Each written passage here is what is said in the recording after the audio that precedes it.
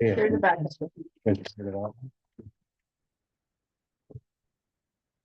Hey, do you remember?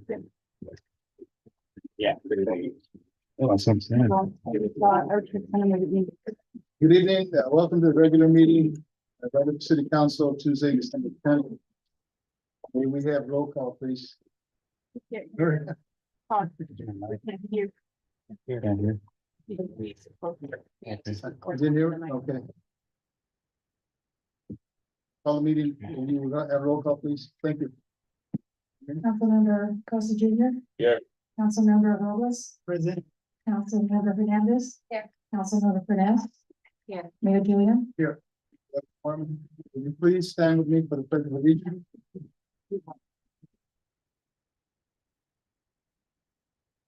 Ready? Begin. I pledge allegiance to the flag of the United States and to the republic which stands one nation, indivisible, with liberty and justice for all. Thank you.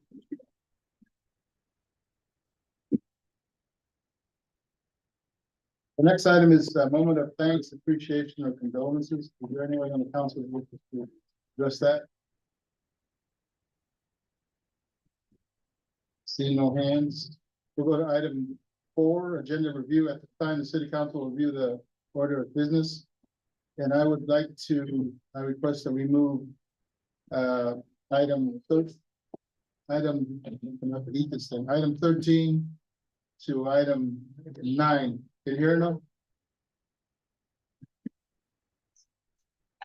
Then I have to get you that. What? Then I can- And then- So I'll move item 13 to item 9. And then we'll follow the enumeration as we go forward, or try to anyway. The next item is item 5, certification of the November 5th, 2024 general municipal election. Mr. Bowden. Thank you, Mayor and Council. Can you hear me out there in the audience? Thank you. So tonight is the recommendation is adopt a resolution number 2024-72 accepting the certification of the 2024 general municipal election by the county clerk recorder. The results, the discussion is the certified the results in November 5th election, December 3, 2024. The certified election results confirmed that for Mayor Airstone Julian, he received 1,675 votes.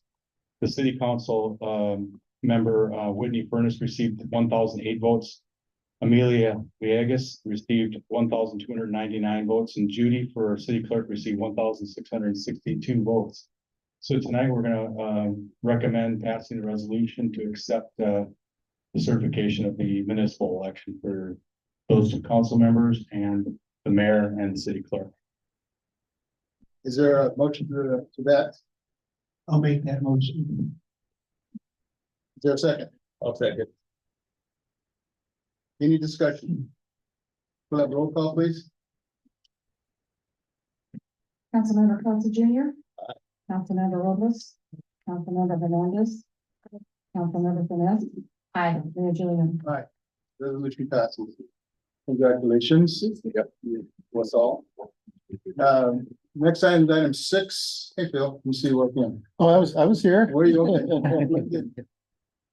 Present proclamation to Mr. Gilbert Robles for his service as city council member. It is my pleasure to read the following proclamation as soon as I can see it. Proclamation expressing appreciation to Gilbert Robles for his service as council member of the city of Guadalupe. Whereas the city council of the city of Guadalupe is responsible for exercising and performing all powers, privileges, and duties vested in or imposed upon them by the general law and municipal code. And whereas Gilbert Robles was elected to serve as a council member in December 2020.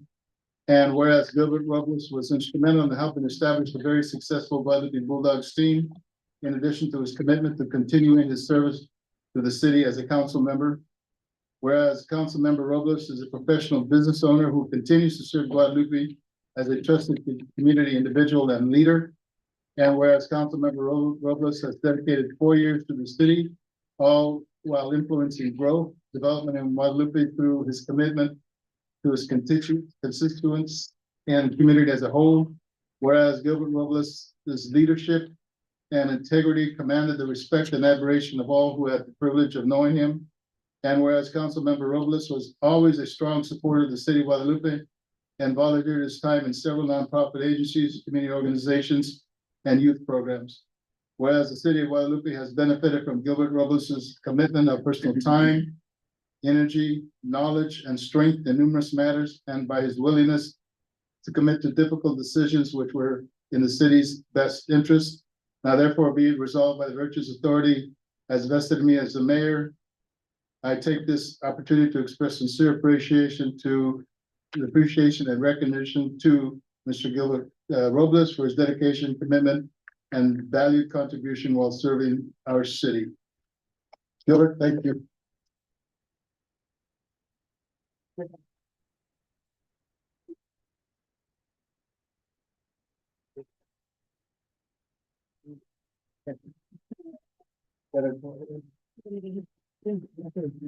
Mayor. Mayor.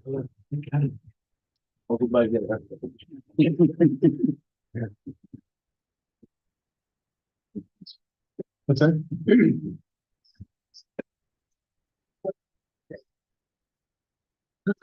Got some hardware. To Mr. Gilbert Robles, in recognition and appreciation of your dedicated years of service as a council member to the city of Guadalupe, December 2020 to December 2024. Thank you, sir.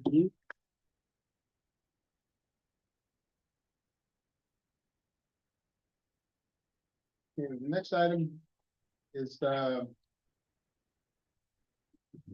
proclamation of Emilia Villegas for her service as city clerk. Speak. Oh. Pardon? Oh, I'm sorry. Mayor, You got that? What's that? Chief. If I may share that resonates with my service. We all drink from wells, we did not dig.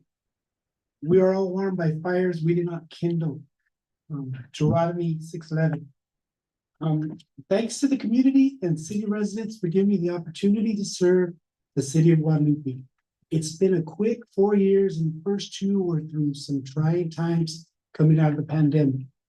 I believe we have made some great progress and feel comfortable in the direction the city is heading. None of this would have been possible without the collaboration of fellow council members, city staff, and active involvement of our community. I have seen firsthand how the strength of the city lies in its people, in their passion, their commitment, and their love for this place we call home. While my time on the council has come to a close, my commitment to its city and its future remains unwavering. I look forward to continuing to be part of the conversation and support the growth and progress of Guadalupe in any way I can. Thank you to everyone who entrusted me with this responsibility. It has truly been an honor to serve you.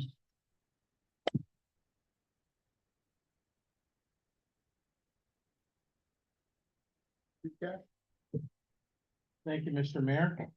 Hope everyone can hear.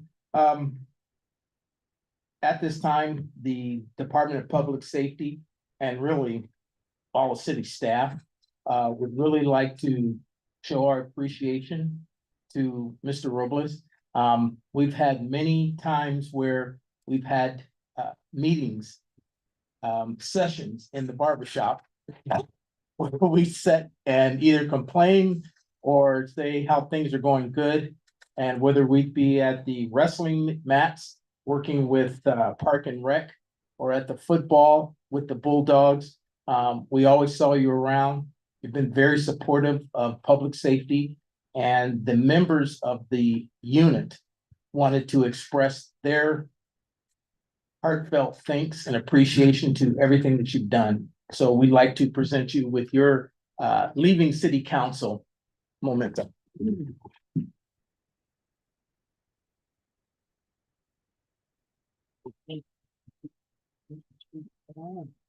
Thank you. Thank you.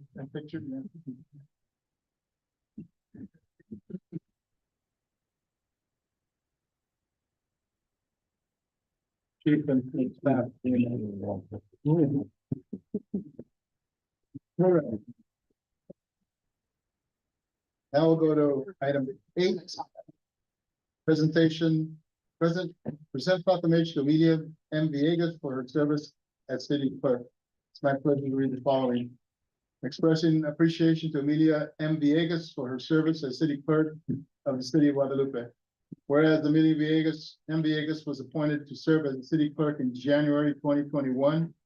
And whereas Amelia has diligently transcribed official records of all city council meetings. And whereas Amelia went above and beyond expectations of what is required in taking minutes. And historians will be much appreciative of her efforts. And whereas the city of Guadalupe has benefited from Amelia M. Villegas' commitment of her time and energy in recording accurate city council minutes. Now therefore be resolved. Be it resolved that by virtue of the authority vested in me as mayor on behalf of the city of Guadalupe, I take this opportunity to express sincere appreciation and recognition to Amelia M. Villegas for her dedication, commitment, and valued contribution while serving our city. Thank you.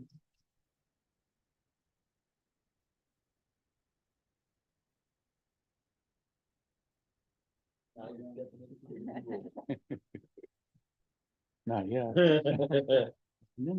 And also there's a plaque Oh, wow. that Amelia M. Villegas, in recognition and appreciation of your dedicated years of service as city clerk to the city of Guadalupe, January 2021, December 2024. Thank you for service.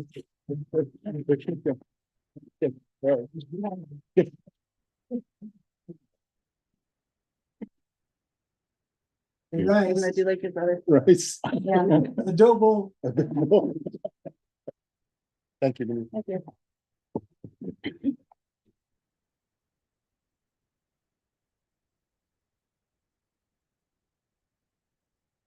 All right, we move item 13, which is the ceremonial calendar proclamation honoring the success and commitment of the Matsatani family and market. Councilmember Robles will read the proclamation. I saw Brian back there. Anybody else back there? You gotta come on up. Did you want a mic separate? Yeah. Get them. Yeah, that's a better. Sure. Want this?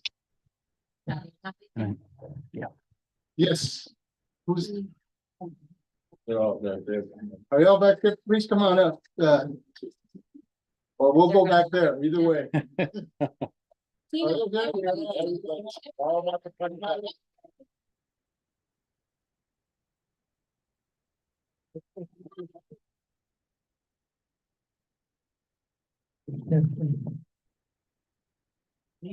Jeannie, can you hear me? Today's what? Tonight's. Oh, it went out.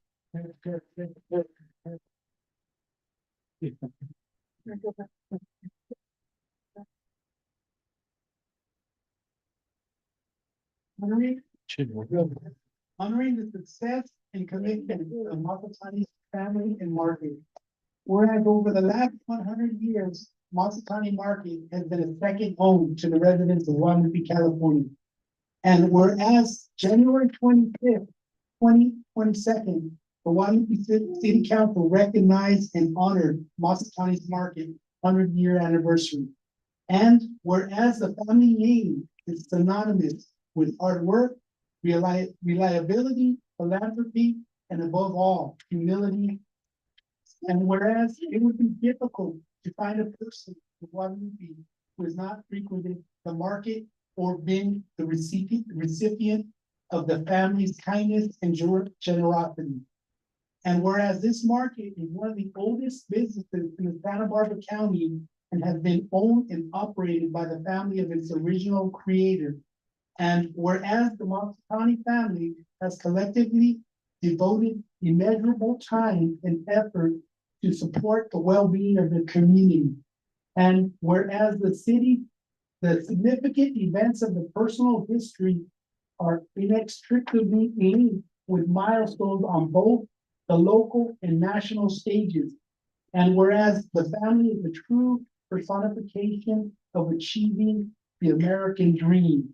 And whereas the generational business is a historic landmark, and the family will pass the torch onto the new ownership who will continue the business operation to remain a vital community resource.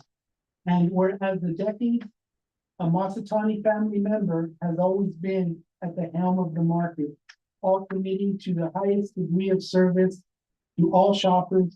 And whereas the city of Guadalupe and its residents are happy to see that family members will take well-deserved time off for family time and vacation.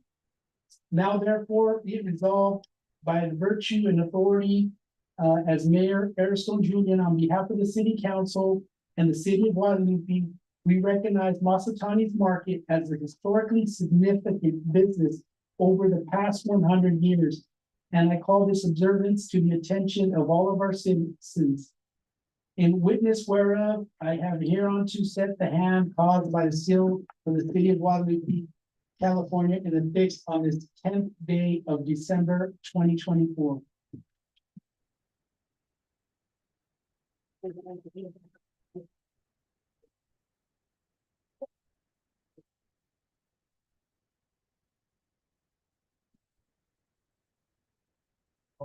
Yeah. So Brian can have some sort of hobby.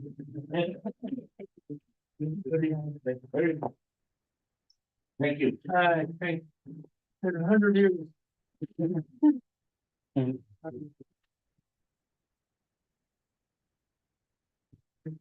Yes, please, sir. Yeah,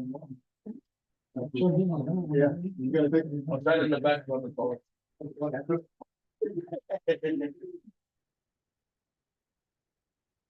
Christina.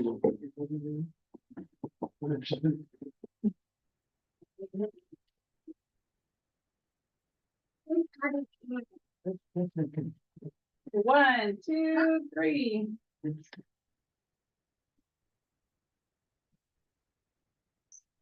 You get it? Oh, yeah, okay. One minute. No, you.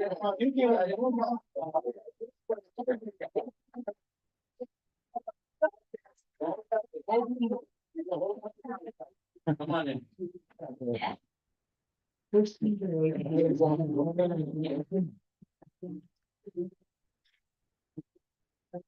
No, you're great. It's tall. And like. One,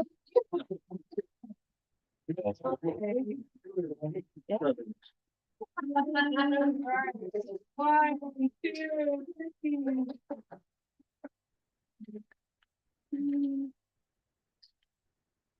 You ready?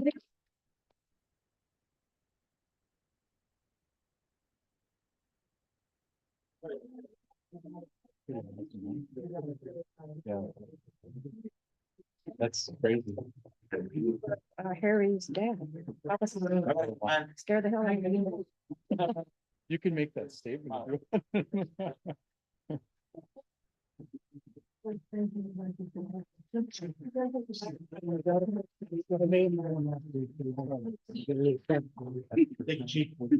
You too. Thank you.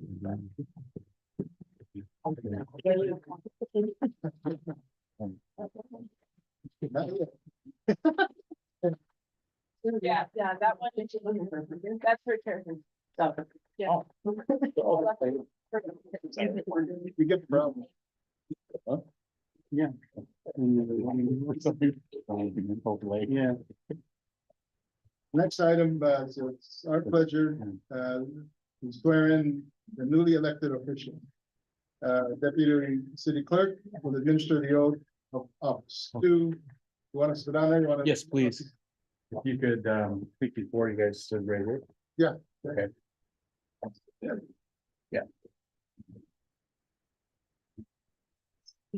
You wanna know their height? Yeah. Could I get another?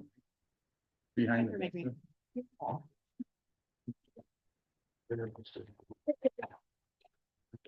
If you want to take pictures, come on in. I do, I'm on my list from Amelia, which pictures I'm taking. Okay, you give us instructions before you. So what we're gonna do tonight is, we're gonna read this off, but I want them individually to say their names for those that are viewers out there to hear who's getting sworn in. So just repeat after me and then we'll just go down the line. So I, Harrison Julian, Whitney Furness, Amelia Villegas, Judy Wilson, do solemnly swear. raise your right hand. Oops, yeah.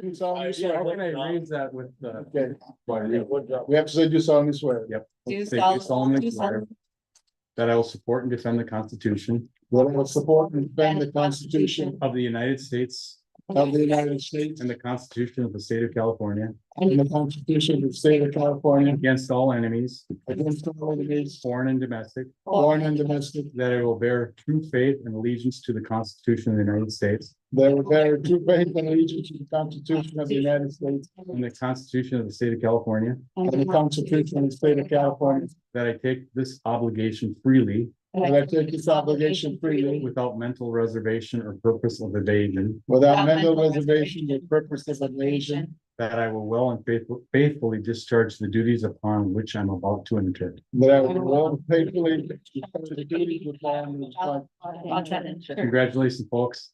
Congratulations, folks. Thank you. I will need to give these to you. Okay, and I will need the signatures. Congratulations. Really? And if you could have them. 41 signatures. I'll show you. Okay. So, you want your pen? Yeah. I got one here. Well, we need that pen with the feather.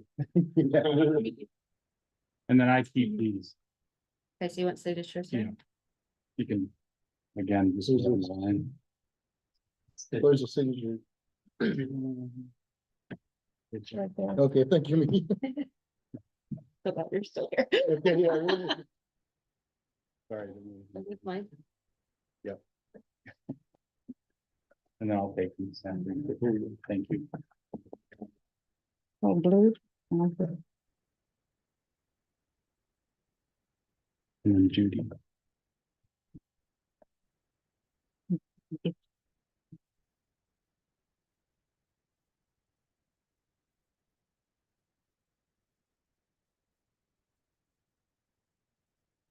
And then, well, thank you. Thank you. Yeah. All right. Thank you all. Thank you. Thank you. Thank you.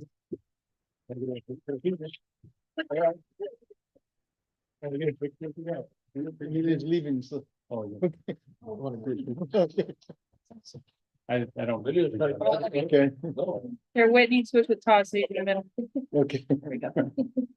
All right, 1, 2, let me see your certificates. Is it upside down? No, wait, Okay. got it. Thank All you. right, thank you. All right. Got it. Thank you. Still around, I'm still around. No, he'll be around. I'll be around for that. Okay, so now you guys can see that.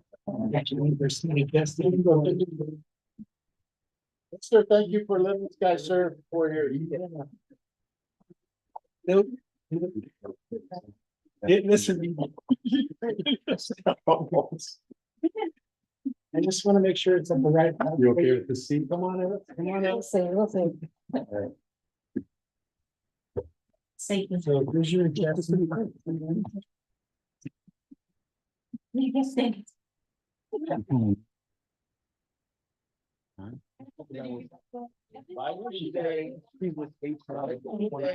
HR and clerk and HR.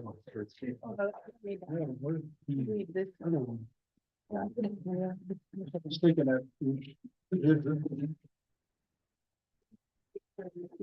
You can remain for the rest of the meeting.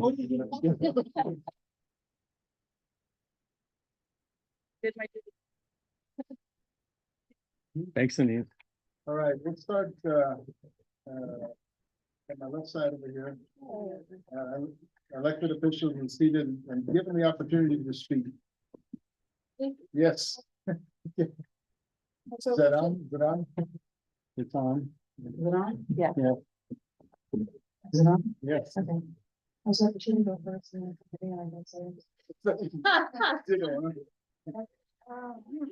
going to go first. When I said I was planning to run for city council, I was told I needed to have a petition signed, as anybody else who was running. I was told by one, the boss, that I needed at least 25 signatures, and that would be residents, but they had to be registered voters. And she told me, get 30 in case a couple would drop out or something. So I wanted to get that done right away. So I called friends. I went to I text friends and I knew, and I was able to get 30 signatures. Fortunately, obviously, I'm here. 28 of those people signed it very quickly. There was no question.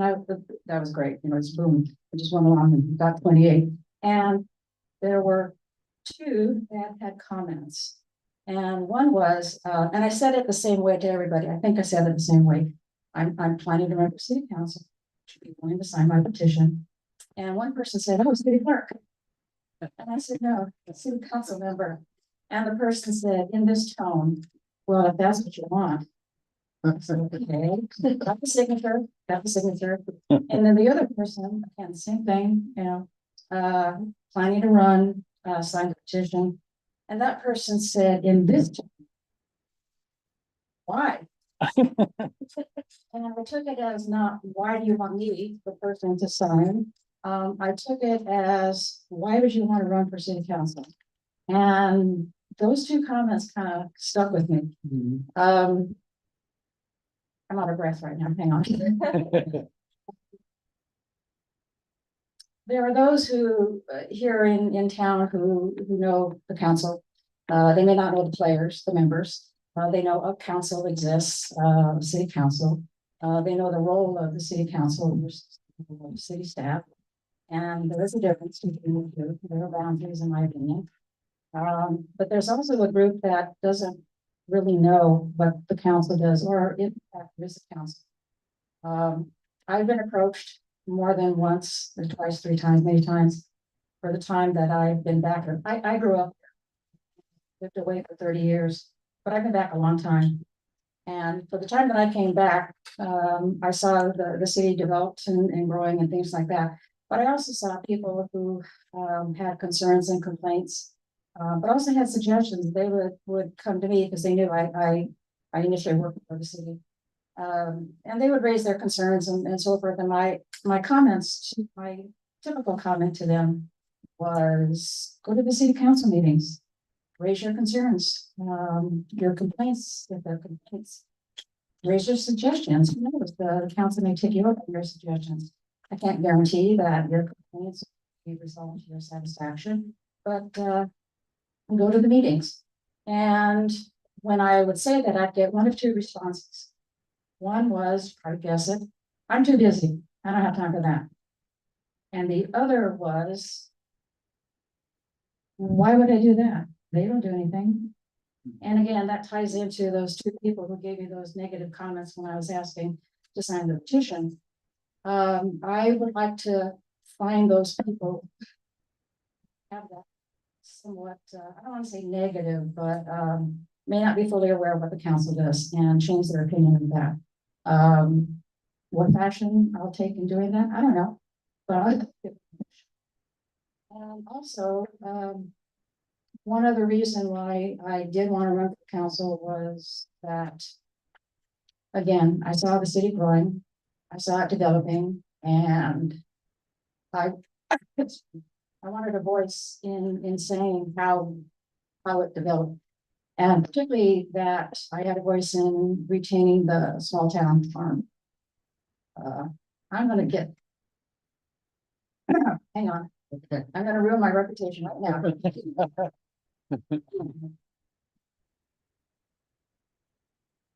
I wanted a voice, and there are 5 members here. And I'm just one of the 5. That's 1/5 of a vote. That's 20% of the vote.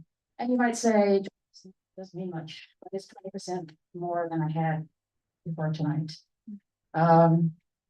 So let me close by saying, before I ruin things, for those of you who took the time to scribble in that little circle on the ballot, thank you. Um. And I hope that. I'm gonna do it. I hope. that You'll see in a reasonable amount of time that, I have one more sentence to go. You'll see in a reasonable amount of time that filling in that black mark was not a waste of your time. Thank you.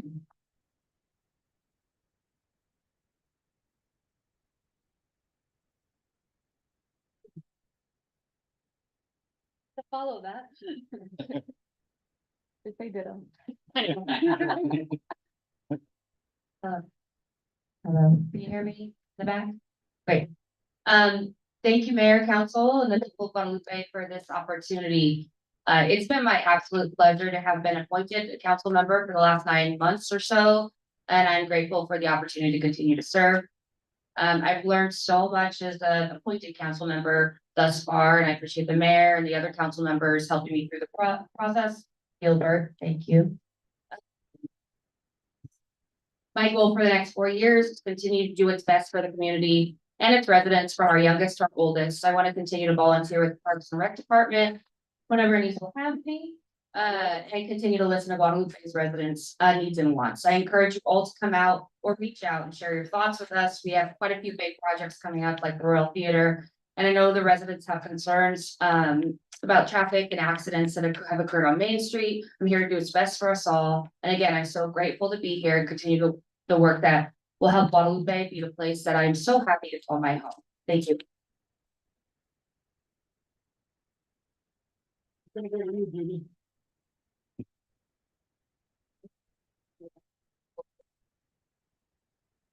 There's a dilemma.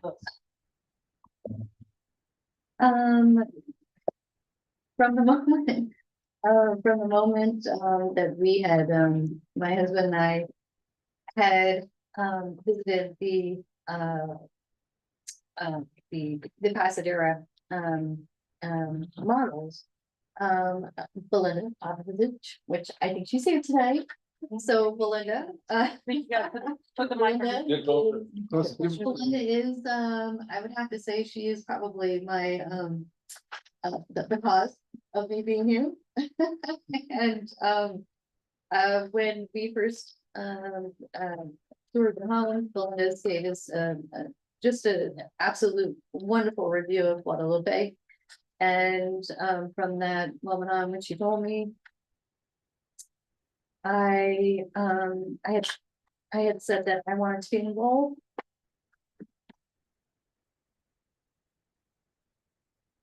And I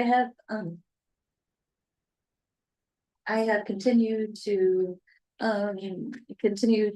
involved in the community, as I am originally from born in Vanderburgh, so I grew up in Orchid, in 5 Cities area, so coming back home to California, was, it's been fantastic, and that is the reason I wanted to get involved. Because, I feel like this is our home now, and, I wanted to be involved and hope to continue to do so in other ways in the community. Thank you.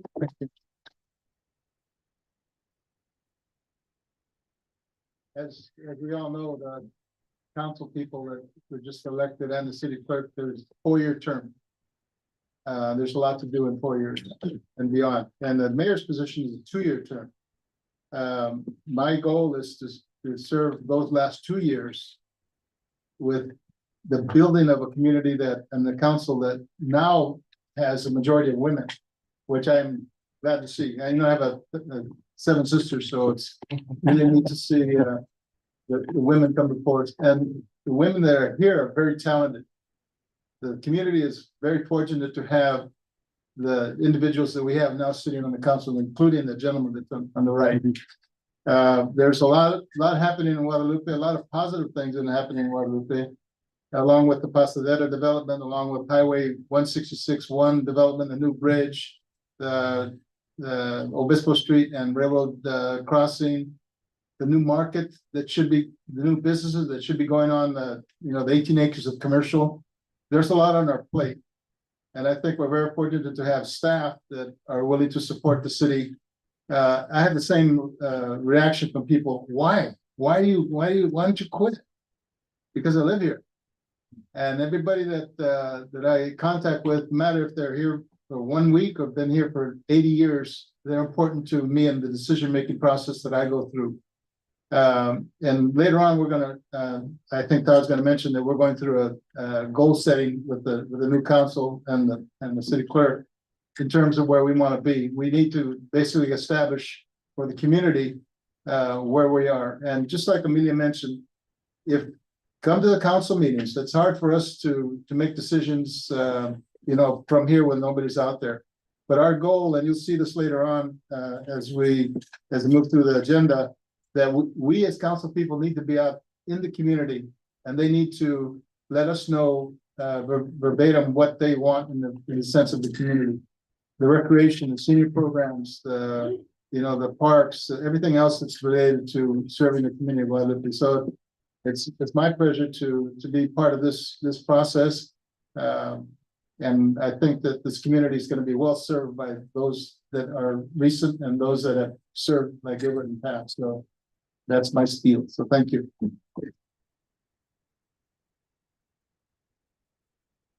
Okay. Who am I now? Appointment of a mayor pro tem. I want to thank Mr. Costa for serving for the last couple of years as a mayor pro tempore, which basically is fills in for the mayor when if I'm not here, or actually goes to different events representing the city of Guadalupe. And it's very important to me that people know that we're in existence. You look at what happened in the elections. Nobody ever talked about Guadalupe elections because there's nothing happening in town. There's a lot happening in town. And I'm perhaps glad that nobody actually pointed to us, because if they knew what was happening in Guadalupe on the positive side, they would be they would be surprised.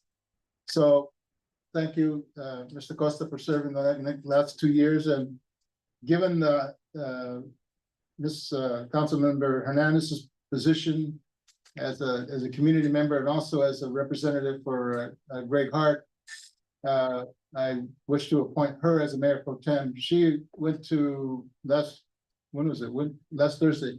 You went to APCD meeting, Air Pollution Control District meeting. We need to be involved in these activities that basically support Guadalupe. And we need to go reach out even further than that. So there's at this point, I'd like to appoint Ms. Hernandez, councilperson, as a mayor pro tem.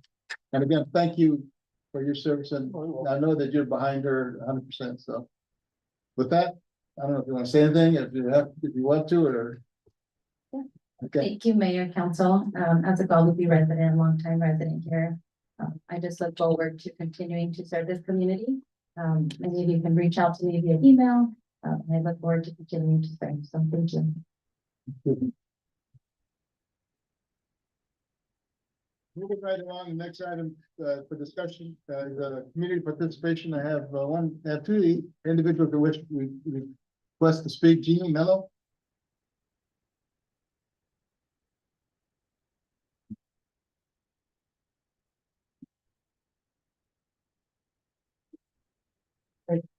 Oh, it's on. What's that? Yes. Can you hear me? What's that? Did you want to do? You want it, Brad? No, Okay. I'm sorry, go ahead. But, so, congratulations to everyone for the role. Thank you for all you've done and will continue to do.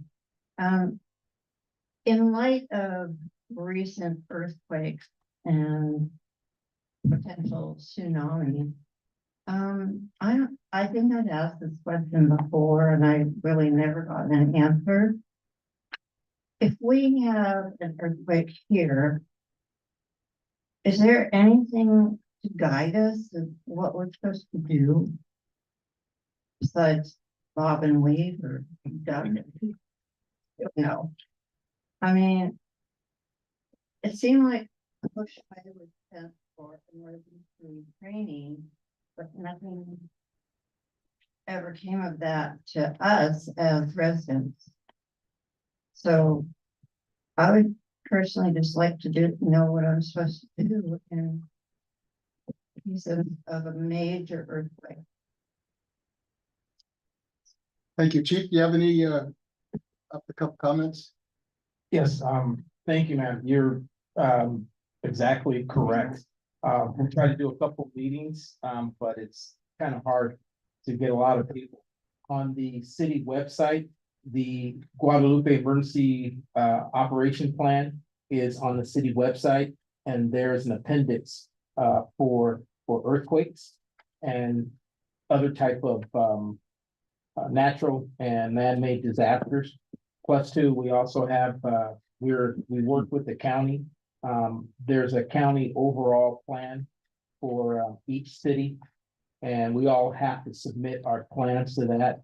But the Guadalupe specific emergency operation plan, it was codified by city council and it is on our website. Big manual, are you talking about? 62 pages. Yeah. Yes, ma'am. Yes. Anyways, how many people know about that though, as residents? How many are aware of what to do at this point? It isn't just me, I'm just one person. How do we let other people in the community know? Because none of my neighbors know. Like I said, four is, if I can get individuals that would host a community meeting, even if it's just in the neighborhood, we'll go to neighborhoods and explain as much as we possibly can. We need help. We do not really have a very good communication system within the city. I think we all know that, but through here, people listening and you, we'd be more than glad to come to the neighborhood. You get 5, 6, 7 neighbors. We'll start there. Another thing would be great if ever we could get a newsletter going in this city so that everybody was knowing, like, Mayor was saying, there's so many things going on in this city, but who knows? Well, you're correct. It's our job to let people know. And it's people like yourself that come and ask questions. There's an assessment. It's called Emergency Disaster Hazard Assessment. That most of like a health center has to actually go through on a yearly basis to determine what are the hazards. Now, one of the things that, what about water? What if water shut off? What about that bridge that goes up? What about the earthquake, which is a big ticket item? What about the train derailment? So there's a lot of, and I'm sure our disaster document has those entities, but they don't come up often enough to where people understand what's going on. So we need to get out and somehow let people know on a scale that understandable and readable, that they know what to do. Especially here, we're most vulnerable to earthquakes. We're not vulnerable to fires. We're vulnerable to water issues, perhaps sewer. So those assessments we need to let people know. Again, the train is a big one. We're lucky to, the closest hazmat group on a train hazard derailment is Santa Barbara. So what happens to us if there's a derailment? So I think it's a good point that she brought up, that we need to actually get that out, and we need to do something. So thank you, Jeannie. The next person that wishes to speak is Mr. Albert Nunes.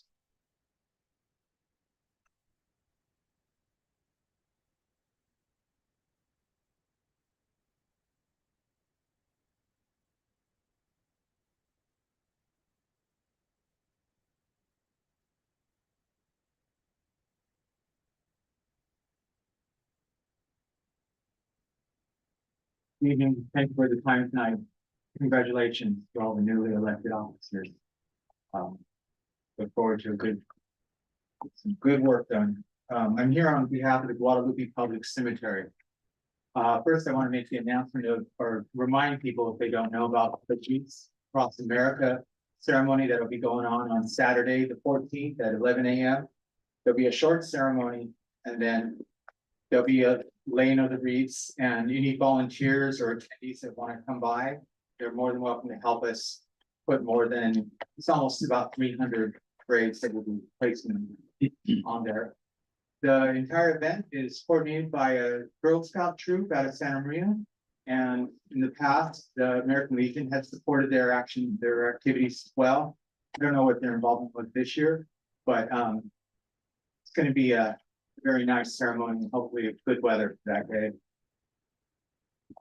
I did also want to mention, just put it out there, that because of the recent Veterans Day event that didn't happen this year, I'm going to pull together in January a meeting and invite as many interested parties as they want to attend to discuss what the town can do for Memorial Day in 2025 and for Veterans Day in 2025. Technically, the events aren't within the cemetery scope. So we would need a partner in an organization such as the Vietnam Vets or the American Legion or some other event or some other organization that would be willing to cover the insurance bond for that day and help coordinate speakers and all that. So that's what in January, as soon as I find a meeting place for that. The last thing I have to tell you, and for those of you that don't know, I'm the newly elected president of the Board of Trustees for the cemetery district. Guadalupe Public Cemetery is the title, and it's the title has the word public in it because we are a public agency. Our Board of Trustees is nominated and appointed by the County Board of Supervisors. We are partially subsidized by the property tax allocations that come twice a year. To give a real quick rundown, we do not generate enough revenue on our own to sustain our operations, and our operations is pretty frugal at this point. So the property tax allocations we receive from the county really help us to survive and flow to the end of the fiscal year until it happens again. That has been our reality for I don't know how long now, several years, but and I'm exploring different ways that we can increase different revenue streams, but we are limited, of course, in doing that, but we'll see what happens. So thank you for your time, and I hope to see as many people as possible on Saturday. Congratulations on your new position. So the cemetery is starting to look really good. So I don't know if you had anything to do with that, but it looks looking good. So We have a good crew okay, right good. now that Okay. that is really dedicated. They only work part-time, Mhm. but they really they show up on, you know, if somebody wants a late funeral, they show up later in the day, they show up on Saturdays, sometimes Sundays if they have to come in. And they're just dedicated, and we're just trying to get things going and put things together. Okay, good. Thank you. Okay, Thank you. you know, you're good. I'm just gonna mention it. So let's take about a 2-3 minute break. I think you have some coffee back there. Coffee and donuts. Yeah, let's take just to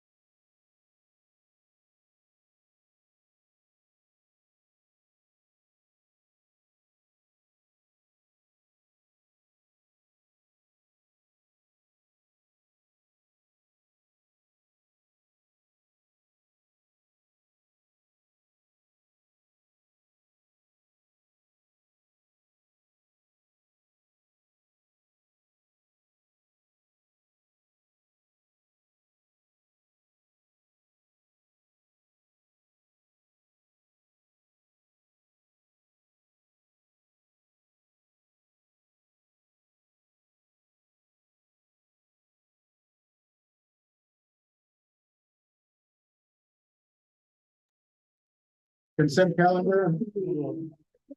Following items are presented for the city council approval without discussion as a single agenda item in order to expedite the meeting. If the council member wish to discuss or disapprove an item, it must be dropped from the blanket motion of approval and considered as a separate item. I'm going to my left. Does anybody want, Amelia, you want to pull an item from A to G? No? I wish to pull item G, resolution 2024-76, approving amendment to number 1 to the community benefit lease for the Boys and Girls Club of Lakeville County. Is there any written communication on these items at all? Yes, there's a written communication and I'll refer this to our city attorney. Okay. I'm sorry, I'm not aware of written communication. Is there written communication? Staff report. No, he's asking Oh. if anybody from the public. Oh, I'm any sorry, public sorry. On the Apologize. consent calendar. So there's none. None, Okay, so okay. if we have a motion to approve everything except G, is there a motion to that effect? I'll make a motion. To approve the full consent calendar. I'll second. Any discussion? All those in favor of the motion say aye. Aye. I want to pull item G. Bill, you want to go into that a little bit? What is your question? My question, one of them, I had a few questions on that. Let me go find. Well, while you're looking, I'll look for the benefit of the rest of the council. The background of this is staff was having some difficulty with the provision of the contract that basically gave the Boys and Girls Club the main responsibility for scheduling events there. Public rentals, or not public rentals, but the rentals that are allowed. And so a couple of incidents happened that caused some problems. And we started discussing, well, actually, to comply with the terms of the lease, we needed to send a notice of I forgot what it's called, but we had to tell them that they were in breach of the contract. And they have to, they had an opportunity to cure the breach, which they did. They immediately set up meetings with us and we negotiated in good faith and resolved the issue. And mutually agreed that we needed to amend the lease to address the city's issues. So there's a specific with that one. What you want to highlight that, or does Denise want to highlight that? If you have a question, I do. It was not a question, it's a comment. That now after 6 o'clock, that we have, the city has use of the building. Yeah, just, okay, now I understand what you're saying. Yeah, one of the issues was that the contract initially only had, that they had control of the building during their normal hours. And their hours were spelled out in that contract. But certain times of the year, they weren't open during those hours, and the city wanted to use the building during those hours, and there was an issue about that. So we took care of that in the amendment. Now the city's allowed to use, well, the city's allowed to use or to allow others to use the building outside of the hours that the Boys and Girls Club are actually operating. And then we also, at their request, we changed the language that they're allowed to operate with flexible hours. They're limited to the maximum number of hours that are in there, but they're also not required to operate all those hours. Okay, so they're not flexible in terms of expanding those hours? No, yeah, definitely not. Yeah, that's definitely not the intent. To give them more hours, but flexible hours in the sense that they they wouldn't have to operate. Okay. Good question. Better check that. And I know there was, the gentleman was here from Boys and Girls Club that wasn't on the agenda, but it actually was. Oh, but This, yeah.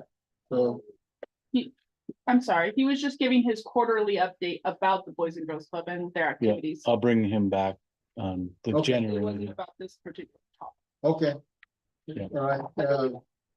Thank you for that, Bill. I had a couple of questions regarding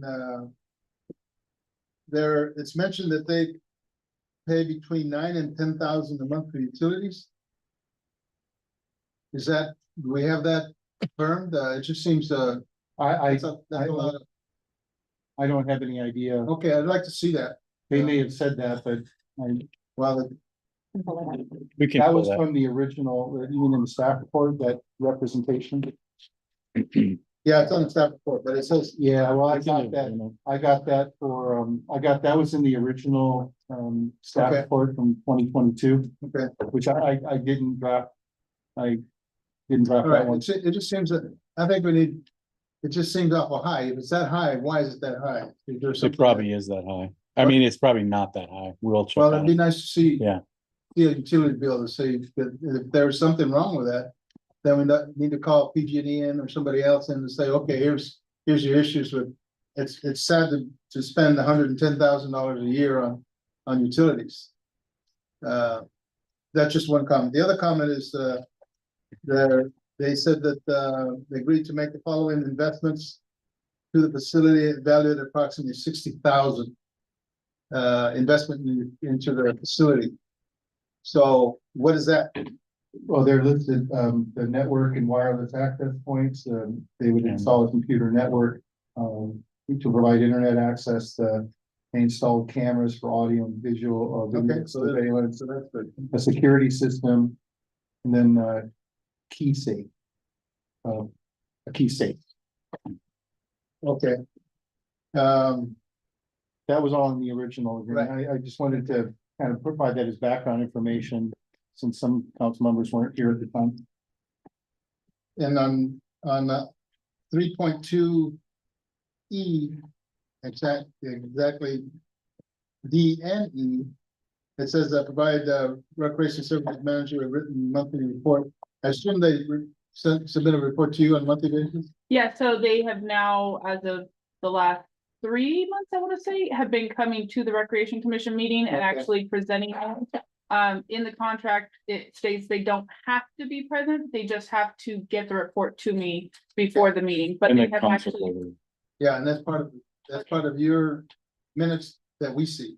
correct. And you'll see, there's always a chunk, I get the report and I copy and paste it into the minutes so you guys can read it. And part of what was mentioned just a bit ago, it says provide a quarterly report to the Guadalupe City Council. Is that what they were doing tonight? Yeah. Okay, They'll be back in January. okay, cool. That's all I had. Yeah, Go Did ahead. you have a comment, or at one time I think you had mentioned before that with the addition, does that play into, the agreement, or is it, it's a separate space that's not built yet, but when it is, do So we- we have a 2,200 square foot building coming in. And that is basically, we're gonna have access, the community is gonna have access to that. It's separate from this. it's not part of this, it's not described as part of the I premises. just wanna make sure that nobody says, well, the building up this, so it's like Chicle, the government's there, so that belongs to us too. So- I got you. I don't think that's possible, given, I don't have the full agreement in front of me, but if I remember correctly, it talks about the premises being essentially the building that's there now. So if you add on to it, that's not part of the Okay. premises. Because that'll have a separate restroom that you can independently use that for community activity. That's all I had. Is there a motion to approve that item? Comment? You asked about the utility bill. Right, As far as water, the utility bills that, of that, they're averaging about $93 a month. $93 a month? Yeah. That water? Mhm. Okay, wow. What's 10,000? Must have been an estimate. I know that there is a maintenance fee that we pay for that is billed to them, but we pay for it. They bill us for it. So other than Maintenance for that, the- there's nothing else. It's for like maintenance of the yard. Oh, the front grass. Yeah, the, Charge of the front grass. Yeah, that's, Front grass, but they have someone that deals with the front. Right, so they pay for it, but it's billed to them, but we pay for and you know the amount up top of the end? it. It's been about 5,000, roughly 5,000 a month, maybe. a Is it? month. For maintenance or? Don't quote me, but that was the last bill that I saw. I don't know if it's monthly or not. We might want to So- reevaluate that. Okay, well, can you look into that? Yeah. Okay, sorry to take so long. Is there a motion to approve item 14? I'm voting to approve item 14B. Is there a second? I'll second. Any discussion? All those in favor of the motion say aye. Aye. Thank you. Thank you. Bill. All right. Manager report, city administrator. Thank you. I'll be brief. It's a long meeting, so I'll be brief. We're starting to gather data for the utility rate study, and Wilden's gonna be conducting that. There's gonna be a kickoff this month. And Janice and I will be a part of that, and we'll have a discussion with them. They're looking at all the data and they're gonna gather from the finance department. So that meeting will kick off this month. Probably be about a 3-month process. The chamber audio is not the best. No. Next week, they're gonna start installing it. Okay. These will stay the same. It's just the audio that's gonna be changed.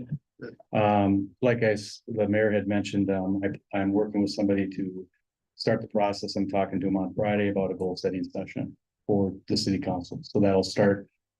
I'll get a clearer schedule, but the first quarter of 2025 with you as new council members. Where I send out those monthly memos from Townsend, the grant writing firm. And Emily is going to write a grant for Guadalupe Fashion Show. And also Larry is interested in working with me to identify 3 of the programs under the circulation element of the general plan update. And just, it's a planning grant for Caltrans. And so we're gonna see if we can get that as it sort of moves some of those project goals forward. One is Public Works Department will work with the county and other agencies to further study the feasibility design of cost of constructing a Class 1 bike pedestrian facility. Another one would be initiate the process with the city council, work with Caltrans, which is underway, to improve safety at high accident locations on Highway 1 and 166. And then Public Works Department will initiate a process with city council to work with Caltrans to provide safer pedestrian crossings. So right now, we're just fact finding to see if we can apply for some planning grants that will help facilitate that process along. Other than that, today I found out, I met with the Central Coast Processing. Today, the Air Pollution Control District approved their permit. So that means they can go and address and buy the equipment. Of course, they have to sign off on it, but now they can move forward to further mitigate the right apparatus in there to stop that smell. I know that. I don't know if you had. Okay, they're just talking here. I know they're on them in terms of the smell, so it's not in our hands, and the APCD's corner. In terms And their season is kind of ended at this point, so you shouldn't smell anything. yeah, right. Any That comments? and Mayor Moore. Okay, any questions? Right. Look like we could- Okay, please. No. It might be for Todd, it might not be for Todd. Have we gotten any information on the cannabis store and how that's taxes are? Yes, we have a handle on that, and Christina brought it up, and we in finance are gonna be contacting them to collect the money, and Central Coast Processing just gave us a check today. For the retail store, they're gonna submit it probably on a monthly basis. They've been open since mid-October. There is a nonprofit amount that they're supposed to give 4,000 each month for the first year. And then after that, they have to give 1.5%. So it's just a matter of kind of determining which nonprofits would want to receive that money. We have to do some evaluation on that. So gotta be with Mayor and Christina just to go over some of that. And What's the check from the processing thing? just to let you know that the processing plant won't give us the kind of revenue that the retail store will. But on a quarterly basis, about 40 to 50,000. The retail store, it'll be significantly higher. I'll get some information. Thank you. Okay.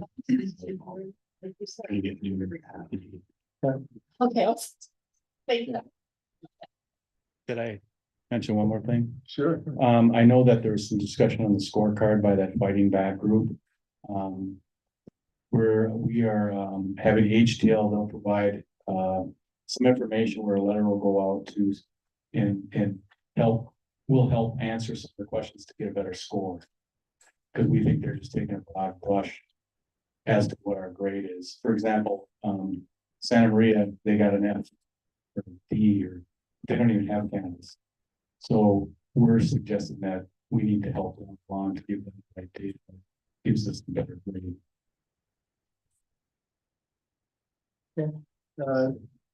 Item 16, Director of Public Safety.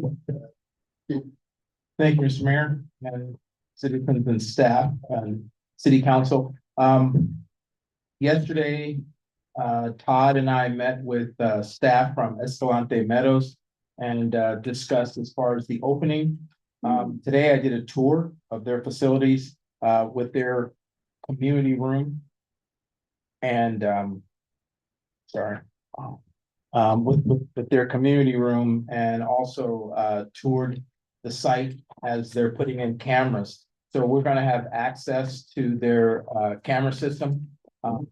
And they're gonna have preschools classrooms on the property. So they're looking to start moving in about mid-January as far as most of the tenants. Good. Yeah, really. So they're really moving ahead. So it's very nice. They got 2, 3, and 4 bedroom apartments there.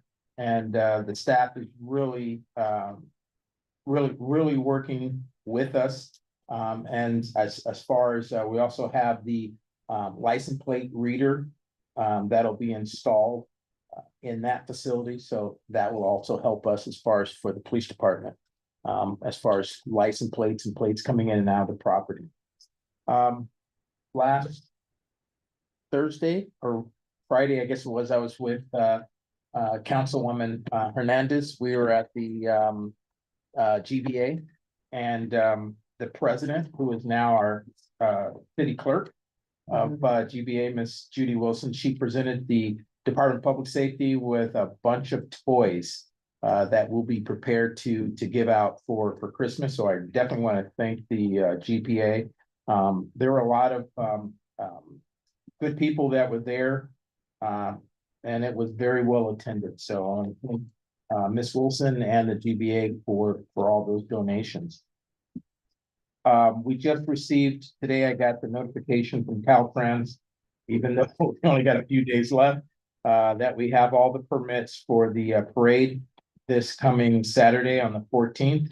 And I'm putting out the list of where it's going to go. So please, if you're going to attend, if you have not emailed me, please let me know so I can save you a spot somewhere within the parade. And getting back to Councilperson Hernandez is we're now in the process of purchasing all the DUI equipment for the checkpoints and so forth. So we're reaching out to Santa Maria, even though they have their chief is retired. So we're trying to really kind of work with them. There's a little up in the air right now. But so we'll have that hopefully, and we won't be able to do it for the holidays because we do not have the staffing, but we're looking at hopefully toward New Year's to be able to put out some checkpoints and DUI staffing. Met with the county chief, sheriff, district attorney. We discussed the possible as far as the talk of presidential mass deportation program. All the chiefs agreed that we are not federal officers and we will enforce state and local laws. The sheriff office confirmed that they're going to continue their process, is that they will only place holds on criminal undocumented persons for ICE. So there is no change in that policy. And that is my report, unless there's questions. Any questions, of Chief? All right, and I know that Sylvia's not here for HR. Todd, you have enough? Yes, I will. Okay. I'm speaking on behalf of our HR director. So under public safety, 2 applicants are in background process for police officer and recruit position. A decision on the fire engineer position will be made. Now, this is November's report, so there might have been some changes along the way, but I'll just read out the November report. Will be made in the next couple of weeks following another interview that will take place the week of 12/2/2024, just passed. Public Works interviews have been arranged, and we did actually interview 3 people. Administration, a candidate will be interviewed during the week of 12/9/24 for the grant administrator position. Recreation and Parks recruitment continues for the facility rental coordinator position. multiple applications are still being screened. Workers' compensation, one injury was reported in November with medical treatment received. 2 long-term claims continue to be monitored. The workers' comp carrier has commenced the resolution process for one of these claims. And then the miscellaneous items is dental and vision and life open remote enrollment ended on 12/6. Trainings are ongoing with 3 sessions scheduled during the month of December, which I think we're done with that as well for wastewater, police and the maintenance teams. And the drafting of the city personnel policy manual continues. And the team building plan is to be finalized towards the beginning of the new year. And that ends Sylvia's report. Okay. Any questions, Todd? I would like to address the individuals out there on our the consultants. Sorry for the delay in getting to you, but we will soon, so. Anise, Recreation Service Manager.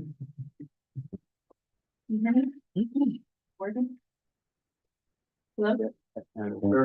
In the back, you can turn it off.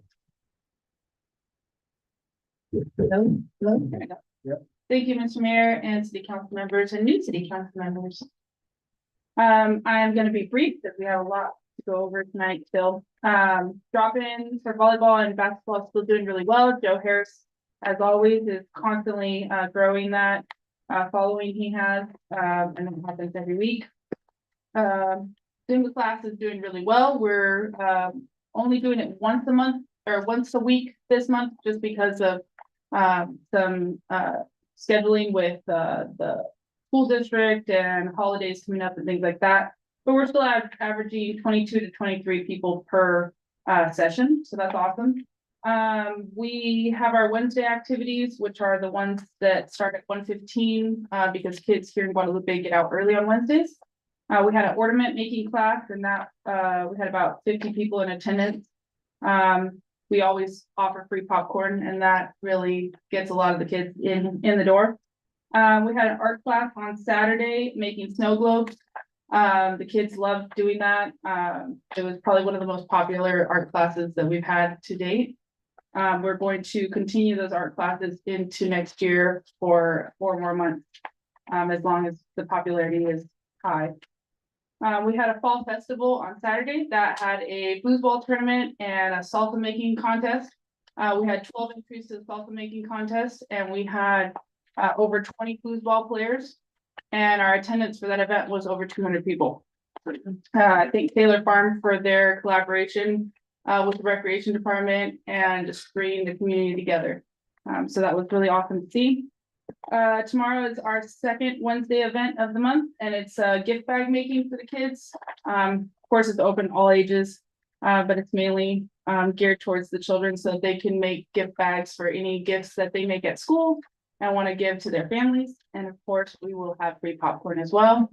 And we will also have a piñata as well. And last but not least, this Friday, we have a movie night. We actually have the Bobcat cheer team. They just kind of started getting their group together. They need money for their uniforms, so they'll be doing the concession stand. So please come out and support them as they get themselves going. And as a reminder, we still have the holiday decor contest open until Friday. Friday is the deadline. So I've been seeing a lot of beautiful holiday decor and not very many applications. So Joe and I joked about maybe just going around the neighborhood and dropping applications on doorstep, because we've been seeing really pretty Christmas decor. And so we just want to make sure everyone has an opportunity to be involved in that. Last comment I'm going to make, Janice gave us the numbers for that lawn care at the Boys and Girls Club. Totally off topic, but just so you guys know, it's $360 a month, which comes out to about, What was that? for the lawn care at the Boys and Girls lawn Club. care. I just wanted to give you that number right away. It's a little less than $5,000 a year. Okay, yeah. Oh, that Per makes more sense. Yeah. But just so you guys have that Thank immediately. you. Absolutely. Thank you for your time. I've been out, and I think the guys, the Parks and Rec guys, and the Lions Club planted 16 trees along the sewer treatment plant. Probably 8 of them have died. And then one of the reasons is that the gophers would eat the drip line, because that's very thin plastic or plastic. So now they're actually putting PVC through the system. And then I think Eddie mentioned he's gonna replace those trees, because there's if you look at the trees around the barbecue pit area, they're really nice because they've been watered, and they were planted about almost a year after the other trees. And so half the trees on the other side are dead because of the gophers, but now they're working on that, so that's good. The gopher issue, I mentioned to Todd today that in the past we had a vendor, a gopher killer, that actually went out and cost us $7,000 to actually kill the gophers. And I think we're almost at the point now, the gophers, I've never seen them that active, at both the football field and also baseball field. But what has to happen is that it's hard to eradicate them all at, this guy that did the work actually did a good job. But after that, we have to maintain that. So I think if you don't mind bringing that up to the commission to see what they can do in terms of working with a football group, maybe softball group, to where we can maintain that ankle busting free field, so. Absolutely, and it's on my agenda for next month with the Recreation Commission Okay. meeting. I got a contact for a gopher killer as well, but I will check with Todd and see who we've used in the past. Because we'd like to just come together and see what we can do to get that figured out. And then, of course, like you said, absolutely maintain it, because you can't just go in there, do the job and then walk away. I'll come back. And we'll take a look at the balance of the year on the ARPA funds too, because that's eligible. So we might be able to, if there's anything left, which we're not sure yet, but we're close. If there is, we could probably use ARPA funds. All right, thank you. Any questions of Denise? I have two questions. Sorry. Who won the salsa contest? So there was a first, second, and third place. Juana Garcia was number one. Second lady's name was Maria, and I can't remember her last name, and the last one was Francisco. It was a gentleman. And Did you try them? Were they good? I actually stayed away from that table because I was making popcorn for 3 hours. I have another question unrelated. Sweet Affair is no longer hosting a concession stand this Friday. So that changed at 2 o'clock today. She called me and her oven broke, and the no. maintenance team that came to check on it that supposedly was gonna fix it today told her that the part is like a couple weeks out. Okay. So I quickly pivoted and was able to find the cheer team that wanted to do the concession stand, and they need uniforms before January, so Good pivot. Good if job. everyone could come out and support them, that'd be awesome. Awesome. Thank you. Thank you. I mean, Yeah, wanted to tell maybe. The street department, cleaned up the graffiti that was on the pedestrian bridge. I walk it almost every day and it's been cleared up. There's graffiti on every level. And it's been painted over And over and over and and over. over and over. So thank you whoever did that. Yeah, you're welcome. Thanks all. so it's painted over, or it's a power wash? No, it's painted over. Because it's sort of a bluish gray Right, on okay. the cement, the gray. Okay, Another building that gets tagged is the jail quite a bit. Oh, okay. Yeah. that and the senior center, Yeah, get them yeah. back of the senior breezeway. It's the first time I've seen the pedestrian bridge. And it was, like I said, on every level. Interesting. Very interesting. Do we know we purchased a power washing? Yeah, I don't know if it's here yet, but we purchased a hot Right, one that really will work a lot better than just a regular power wash. It's a heated one, yes. and that goes to Paco Park, that's that Yeah. basketball court. Yeah. One other comment. Please. I just want to commend, No, what color is it? Commend Anise on the use of social media. It is so good. So good. I could be on my phone looking at something and I'll see something right away, the Guadalupe Recreation, and it's extremely timely. I've gotten a lot of comments about that. Both in English and Spanish. I don't understand Spanish, so I'm assuming it's good, but the other, very colorful, the music is good, and it's excellent as far as the different events that you're doing. Well done. Thank you very much. All right. Question, for the question, we'll go to item, public hearing 19. I see Gustavo just walked in, so we must be ready to go with that. Mr. Scott, city planner.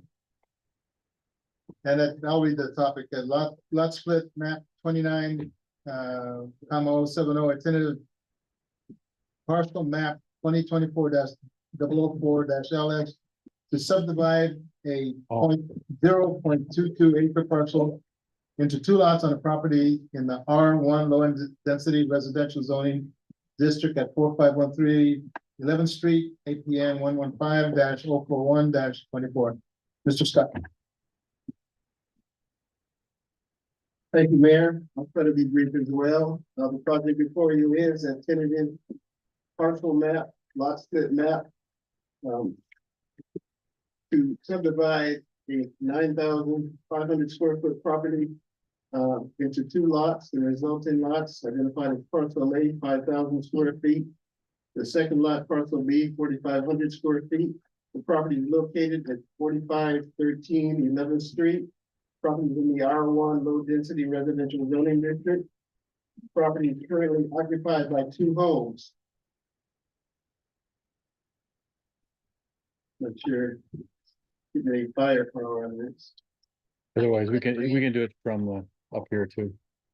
Thank you. Just let me know. There's the project site again, off of 11th Street, 4513, two houses on one lot. Next slide, please. Applicant's objective to subdivide the property. So each of the two houses is on a separate lot. The first home was originally constructed on the westerly side of the property. The second home was constructed on the east side of the property as an accessory dwelling unit, ADU. Next slide, please. With that, going to the subdivision ordinance, conformance. It establishes minimum lot size, minimum lot depth, and access requirements. Next slide, please. The project meets them. Two rectangular lots, typical, the same kind of lots you typically see with a single family home. On the slightly larger lot, 5,000 square feet on the left, where the original home. The smaller lot, 4,500 square feet on the right, parcel B.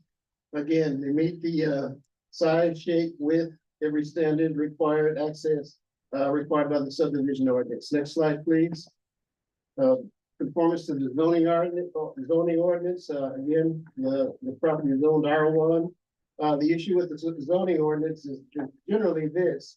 When the second house was originally constructed, it was an accessory dwelling unit, ADU, which is perfectly fine. But the code says an ADU is accessory to the main house and it's on the same lot as the main house. So when you draw the line and separate it from the main house, is it any longer an ADU? So we looked at the separate house that was an ADU under the code for a single family or a standard house. That means it had to meet those setbacks, where an ADU can have setbacks closer to the property line. A single family house has a certain set of setbacks. Also, an ADU does not necessarily have to have parking. A single family house or a detached home does have to have parking. So does that second house pass the test? Next slide, please. It does pass the test. The property owner had a lot of foresight. I got a compliment, they did a great job. A lot of times, the house on parcel B, when it's an ADU, you could put it pretty much anywhere on the property. But it was placed exactly where a single family house is, and that's important. You see the 5-foot side yards. That's important because that's a standard for a single family house, 5-foot side yards. Had it been 4, maybe we could have approved it, but would have had to go through more trouble making findings and looking at building codes and that kind of thing. So it's perfectly positioned. Same with the garage. If it was an ADU without a garage, that might have been an issue because the code says a standard house has to have 2 covered parking spaces. The applicant had the foresight to do that, so it meets the R1 standards. Next slide, please. Nice job. 2 houses, 2 nice houses. That lot line will go right where the fence is. So right now they're on the same lot.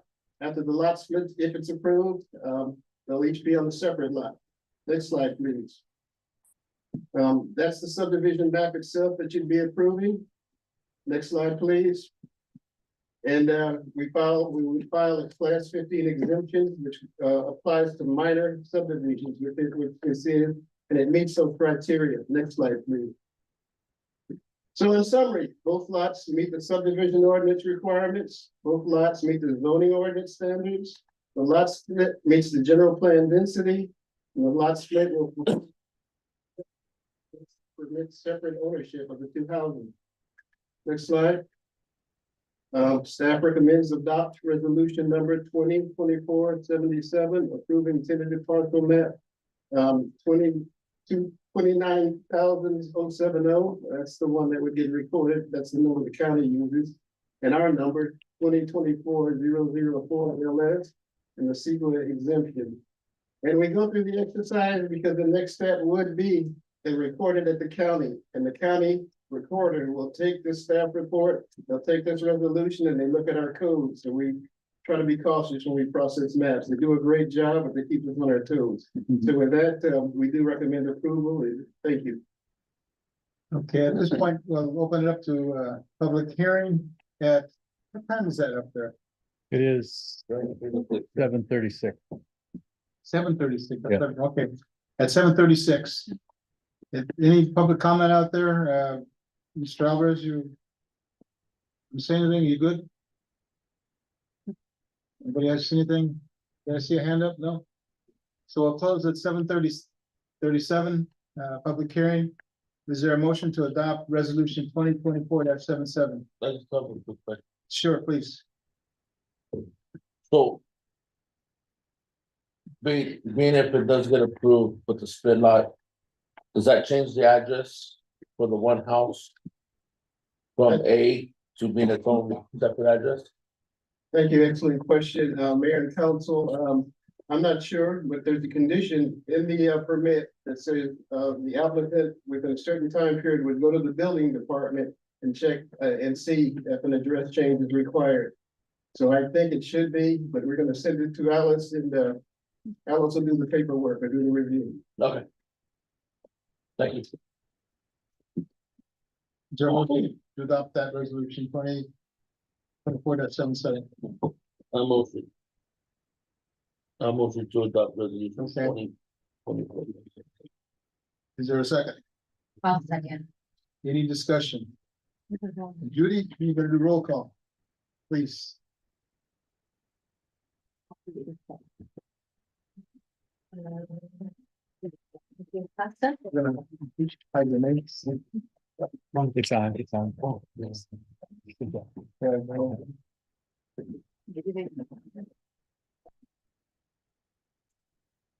Councilmember Hunter, Aye. Councilmember Hernandez. Aye.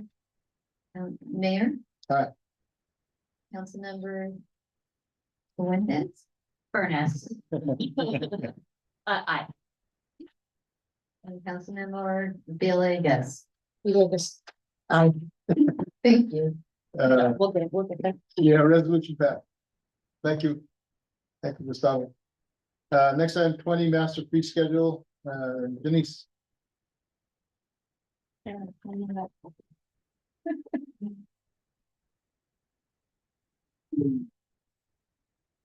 Thank you, council, city staff and citizens. The master fee schedule annual CPI update. The recommendation is that the city council approve the revised master fee schedule by adopting resolution number 2024-78. The discussion of this is in California, state law indicates that a city cannot change more than the actual cost, including overhead, to provided service. Cities must go through an analytical process to determine the actual cost for each service, or direct staff time, direct non-personnel expenses, and overhead. This analytical process was conducted in the fall of 2013 and provides a framework for the updates to the master fee schedule for the subsequent years. In September of 2022, the master fee schedule was last updated with the annual CPI data. So these are the changes. In the first part of the master fee schedule includes the calculation based on material costs expected for fiscal year 2024-25 to determine an hourly rate for billing purposes.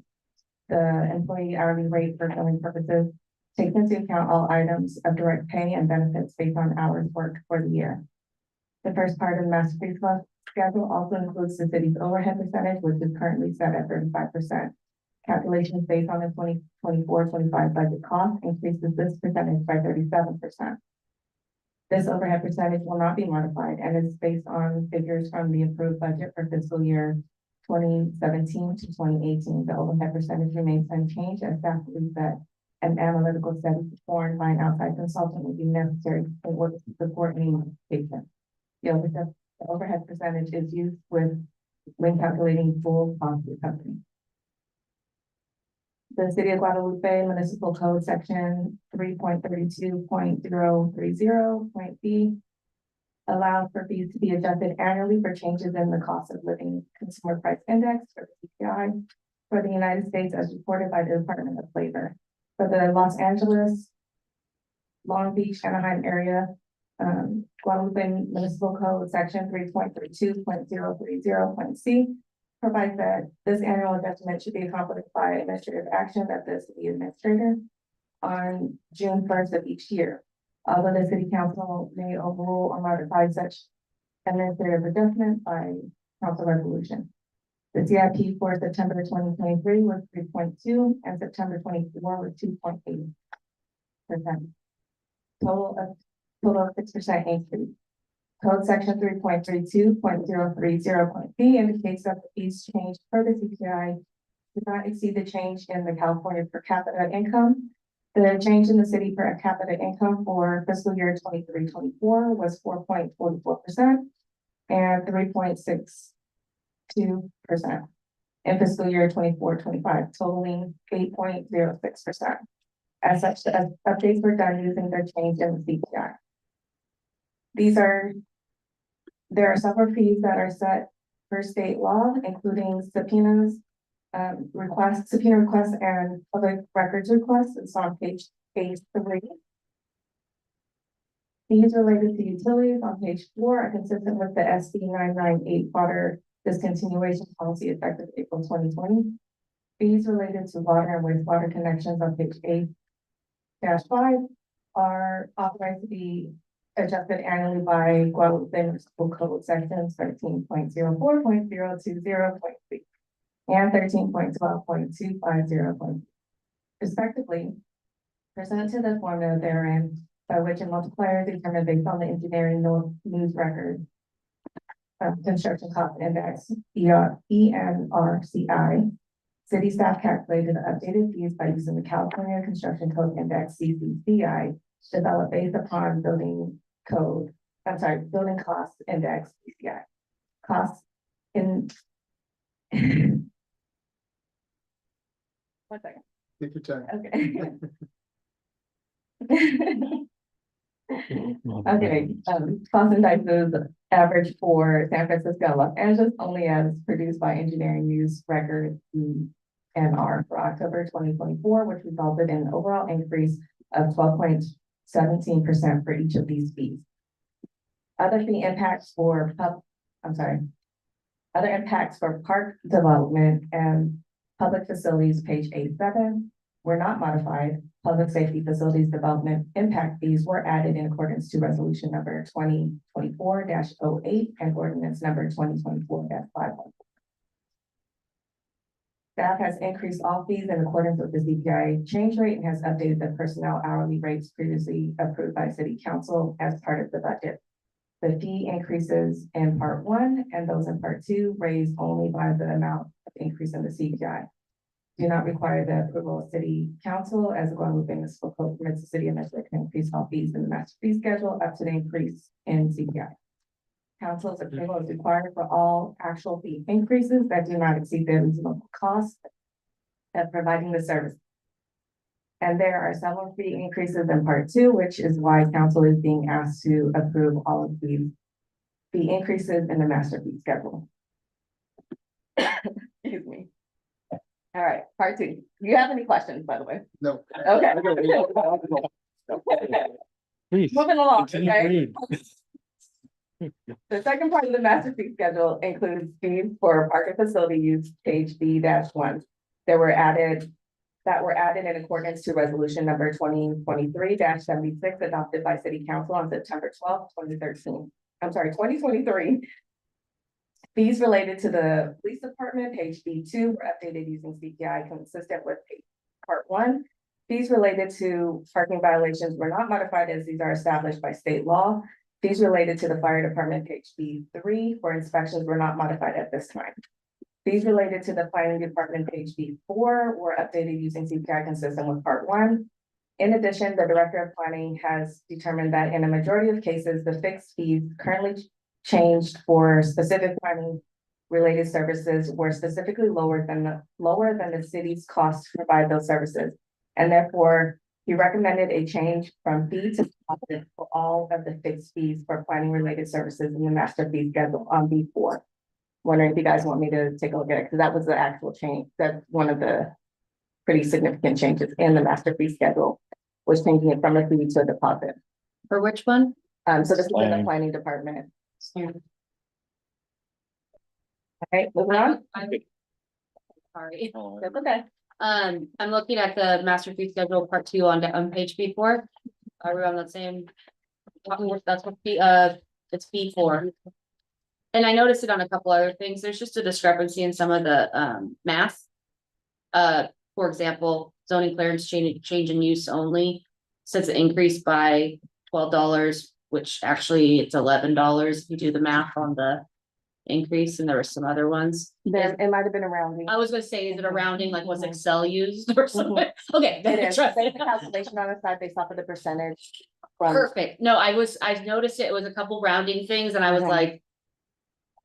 We're gonna go with the proposed fee, not necessarily the increase, correct? It's just like the fee is changing, not by the increased amount, because it's just a fee, like I said, a fee discrepancy. no, it does, so this is, the proposed fee is the increased amount that we're gonna change it from the current fee to the proposed fee. Based off of that increase. No, I'm just talking it like, okay, so for example, if the zoning clearance change in use only, the current fee is $194. The increase is $12, but it's showing the proposed fee is $205. It should be, if you add those together, $206. I know it's so minor. I just noticed it across the board on some of these. So we're looking at the proposed fee. Correct, It's just a rounding issue with an Excel formula, Correct. something like that. Yeah, Cool, so that's that's good fine. enough for me. okay. Can I mention one thing when he says we're moving from fee to deposit? That's because sometimes the cost can come in higher. So having a deposit will allow us to not, if we lock it in, we can lose out. So to have a deposit, we can, actually then if there's some left over, We can hold it. we can send it back if there's some left over. Correct. Yeah. Okay. Moving on. Any other question? Okay. Including the zoning clearance items, DP DRP home occupation permit, pre-application review minor, time extension or appeal, sign permit minor, and city council conceptual review. This is consistent with how most of the planning related fees on page B4 are currently charged. Excuse me, the reason for changing from fixed fees to deposit is to obtain full cost recovery. A minimum deposit amount for the current fixed fees Oh, that's expensive. is also being proposed. These minimum deposit amounts are equal to the current fees increased per CPI. City staff calculated the updated fees in the remaining sections of part 2. Sorry, Siri. In the master fee schedule to adjust for the increase in CPI consistent with part 1. Fiscal impact, the proposed modification to the master fee schedule reflecting the cumulative increase of 9% in fees charged by the city. Any questions? No. What are our fees now that they've been increased compared to other cities on the central coast? I actually did not do that study. Just curious. Yeah, sorry, I can bring it back if you want. Be great. Any questions? Is there a motion to adopt resolution 2024? Any public comment, by the way? No hands, nods, resolution number 2024-78. A motion to adopt resolution 2024-78. Is there a second? I'll second. Any discussion? Can we have a roll call, please? Yes, yes. Okay. Councilmember Costa, Aye. Councilmember Hernandez. Aye. Councilmember Fernandez. Furness, but yeah, we're Furness. gonna get there. We're gonna. Hi.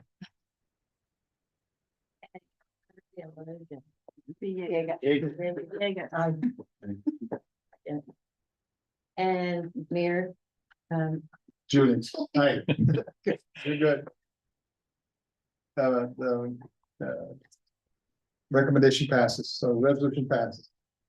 Moving right along. We go to the transit hub renovation project. Thank you, Mr. Mayor and City Council. The item that you have before you tonight is, we are seeking some direction from the City Council. There are a couple of options for you to choose from for our transit hub. Back in July, Council approved converting the Amtrak station to a transit hub. And we have spent some time and got grants to do this work.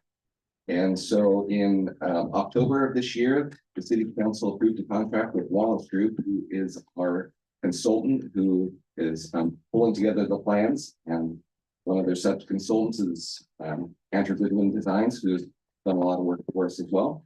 So tonight we have representatives from Wallace Group, and they're going to go over the preliminary plans and request that you give us some guidance so they can continue with their plan. We're going to try to get this out for construction this summer. Okay, yeah. So I'll turn it over to Brett.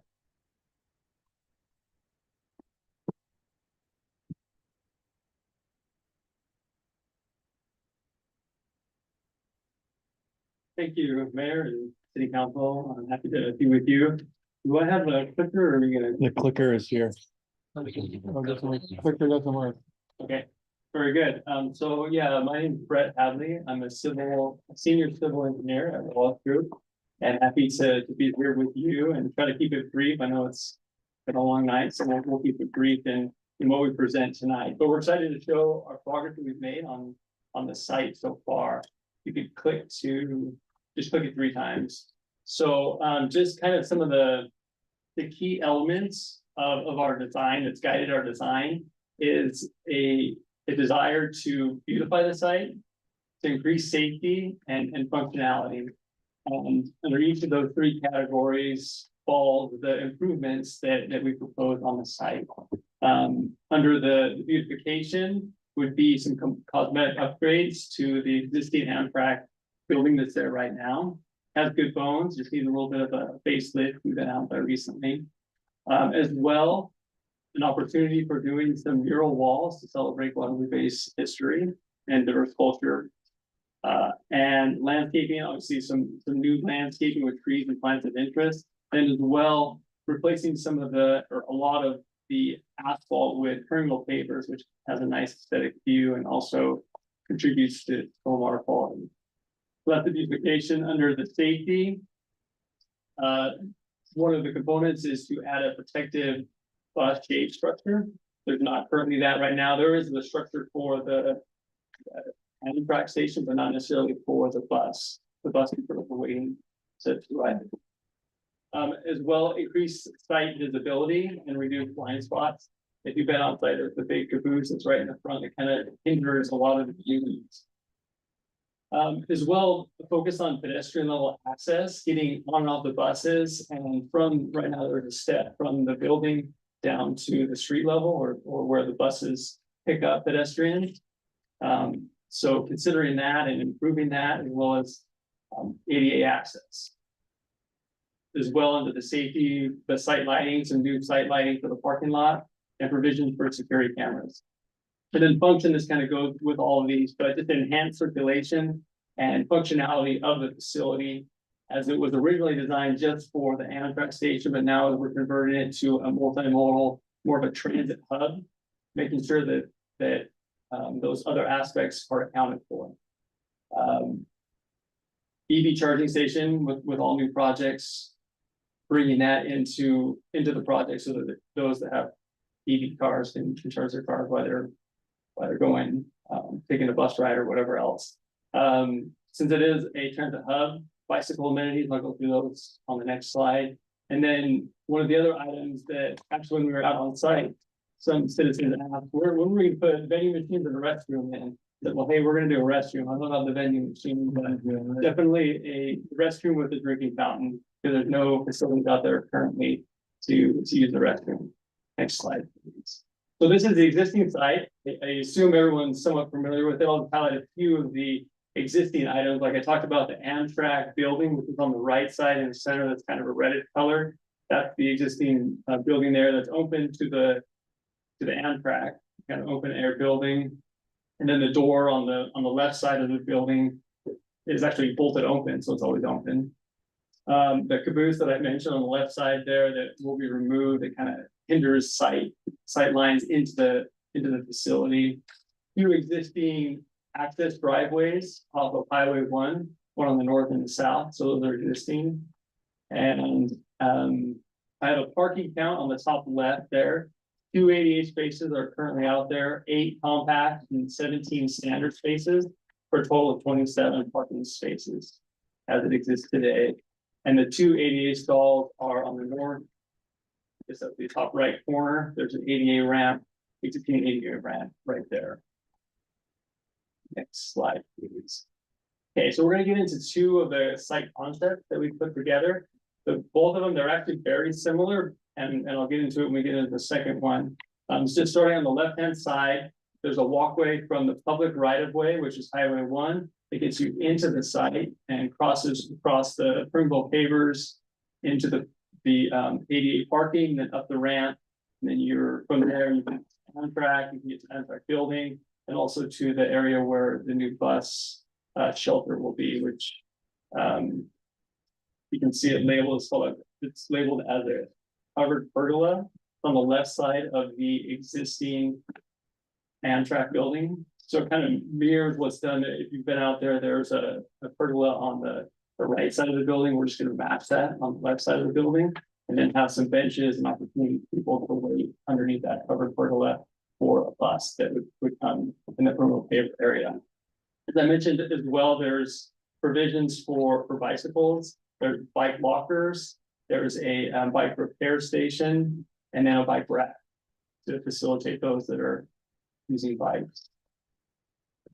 The EV charging will be on the south side there, bottom right corner. I think that's, and then the opportunity for a mural. There's a couple of different options. One of them is there's a building on the bottom right. There's a kind of storage building that could be mounted there, or also within the inside of the current Amtrak building. There's opportunities in the walls there to do a mural.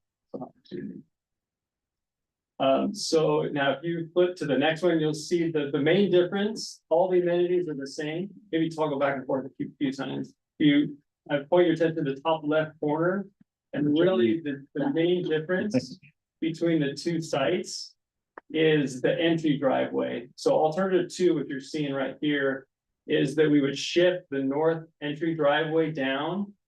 And the reason why we do that is to get additional parking. To get back to the next slide, we'll show the parking count. And just as kind of some of our history on the design, we came up with probably 12 different alternatives of locating the new amenities in different locations. We put the Portland Loo, the restroom on the left side. We had all these different options, and working with Jeff and city staff, this was the best solution, the best alternative to keep all the waiting and the facilities on the right side near the existing Amtrak building. So yeah, go ahead and go to the next one. Okay, so this is a direct comparison of the two site plans, the concept 1 and concept 2. Concept 1 maintains both of the driveways as they currently exist, with no work within Caltrans right of way. And the existing monument signs that are there would stay, those would remain. The drawback of the site plan 1 is there's a reduction of 3 parking stalls to what's out there today. The concept 2 that you saw, we would relocate the existing northern driveway, move it about 15 feet south, which would require work within Caltrans right of way, which would require an encroachment permit and some redoing the driveway. And the north monument sign would also have to be relocated as we shut that driveway down. And then there would be no change in the parking count from what it is today to what it would be under the phase 2 plan or the concept 2.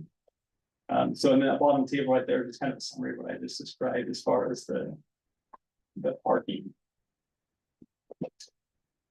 So those are the 2 site plans for consideration that we would seek direction on.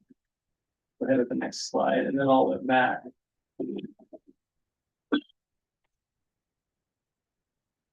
Thank you, Brett, and good evening. Thank you for the time this evening, Mr. Mayor and council members, and congrats to the new council members. I am the Director of Landscape Architecture at Wallace Group, and we'll be presenting Andrew Goodwin's design here. That is the architectural components. Did go to school a little bit for architecture, so but I do want to give credit to Andrew Goodwin's team. Some of the updates that we're looking at for the building include painting and resurfacing the interior concrete floor and benches, painting the building, replacing the damaged trellis, and then cleaning up the outdoor light fixtures, cleaning up replacing interior LED light fixtures, removing entrance doors, the addition of new skylights, and then one of the big features there is a new pergola on the west side of the building. Next slide, please. Here's some renderings just showing different color palettes that we want to get some opinions on tonight. This one here contemplates like the word sagey green with a snowbound color as well. Next slide, please. And this one here has a more of a brown, brown tone to it with a white tail, kind of flashing at the bottom. Next slide, please. And then this last one has more of a Cameron, kind of a lighter, almost taupe color. And then again, creamy, kind of a lighter color at the base there. Next slide, please. So really what we're asking from you all tonight is your opinion and direction on the plans, either 1 or 2. Selection on the building paint color, either options 1, 2, or 3, and then just any additional comments or feedback. So with that, I'll open it up for discussion, and Brett and Jeff, if you have any other additional. Okay, anything, anybody? Please feel,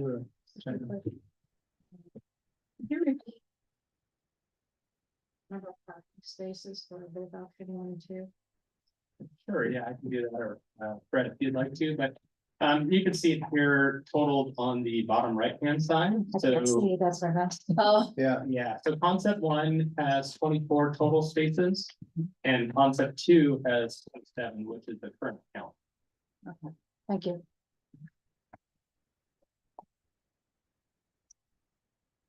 I have a comment. That's fine.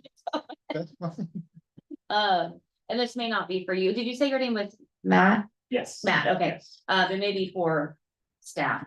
I've only used the train station once, but is it ever full with 27 spaces? Well, Chief probably knows more than I do, but I've never seen it full.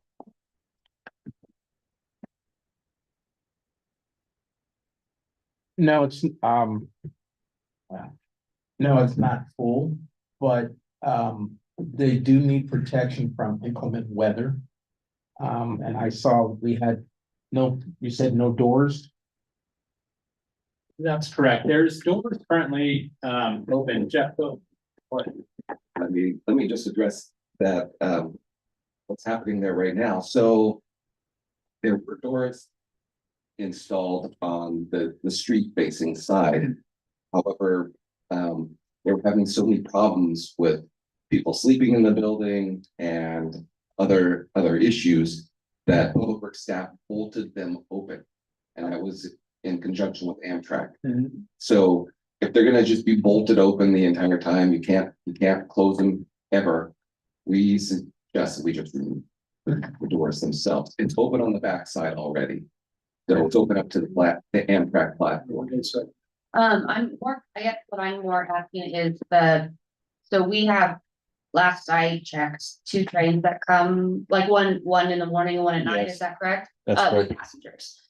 Yeah. The parking, I mean, is the parking spaces full? So, no. Okay. I've never seen the actual parking hole there, but we do want to make it more of a transit hub, so if somebody needed to take the bus to Santa Maria, they can park their car at the train station, take the. Encourage. And the other thing that, you know, we want to have the EV charging station there as well, so somebody can charge there, walk back up to downtown and so it's kind of.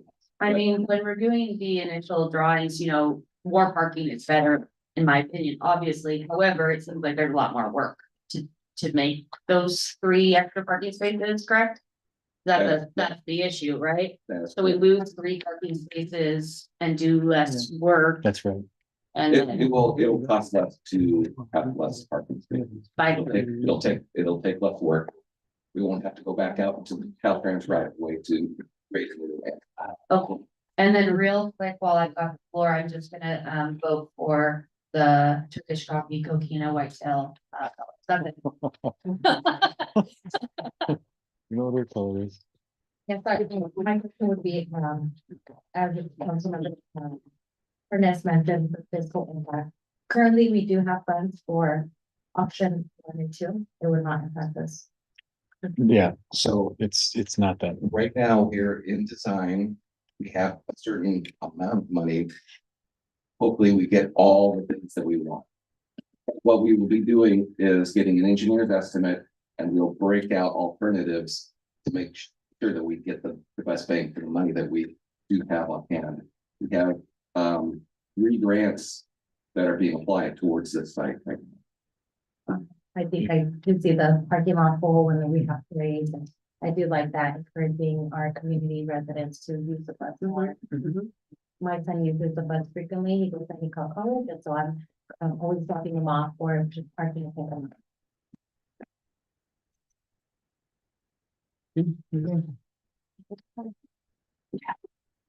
I kind of like the second concept, but I'm also in the thing of not making more work if it's not needed. You know, so I'm okay with staying with number 1, the way it is. Number 2. No, No, number One. number 1. Number 2 has the same amount of parking spaces. Yeah, I'm Right. confused. What he was saying is that Option. number Option 1 requires less. Oh. Sorry, more my mistake. costs associated with it, so that's what you. No, I have one more question. When you're I'm doing not worried about the color. Really? It's the most exciting part to me. I have one question, but you go ahead. Please, sir. Okay, one question, It's all good. with everything being modified, I mean, the times that I have picked up family from the train station, the parking is tight. You know, are we making more spacious parking, or is it still smaller, you know, small parking? I know we're moving the caboose, It's the same size stalls. same size stalls, what about like? Well, I just got a small car, but I had a bigger car, you know, I mean, same width between this parking spaces, so no change in that, we're just losing 3 parking spaces by going with plan 1. That's correct. Thank you. On this list, it shows which ones are compact. There's currently 8 compact. Oh, yeah, no, that's helpful. So, yeah, they are small because there's compact ones and there's standard spaces as well. It's like Todd had the, Oh, does the EV take up any of the parking, the new EV spots? yes. Extra? Or- Those take up 2 of the spaces. And then Chief has a question about lighting.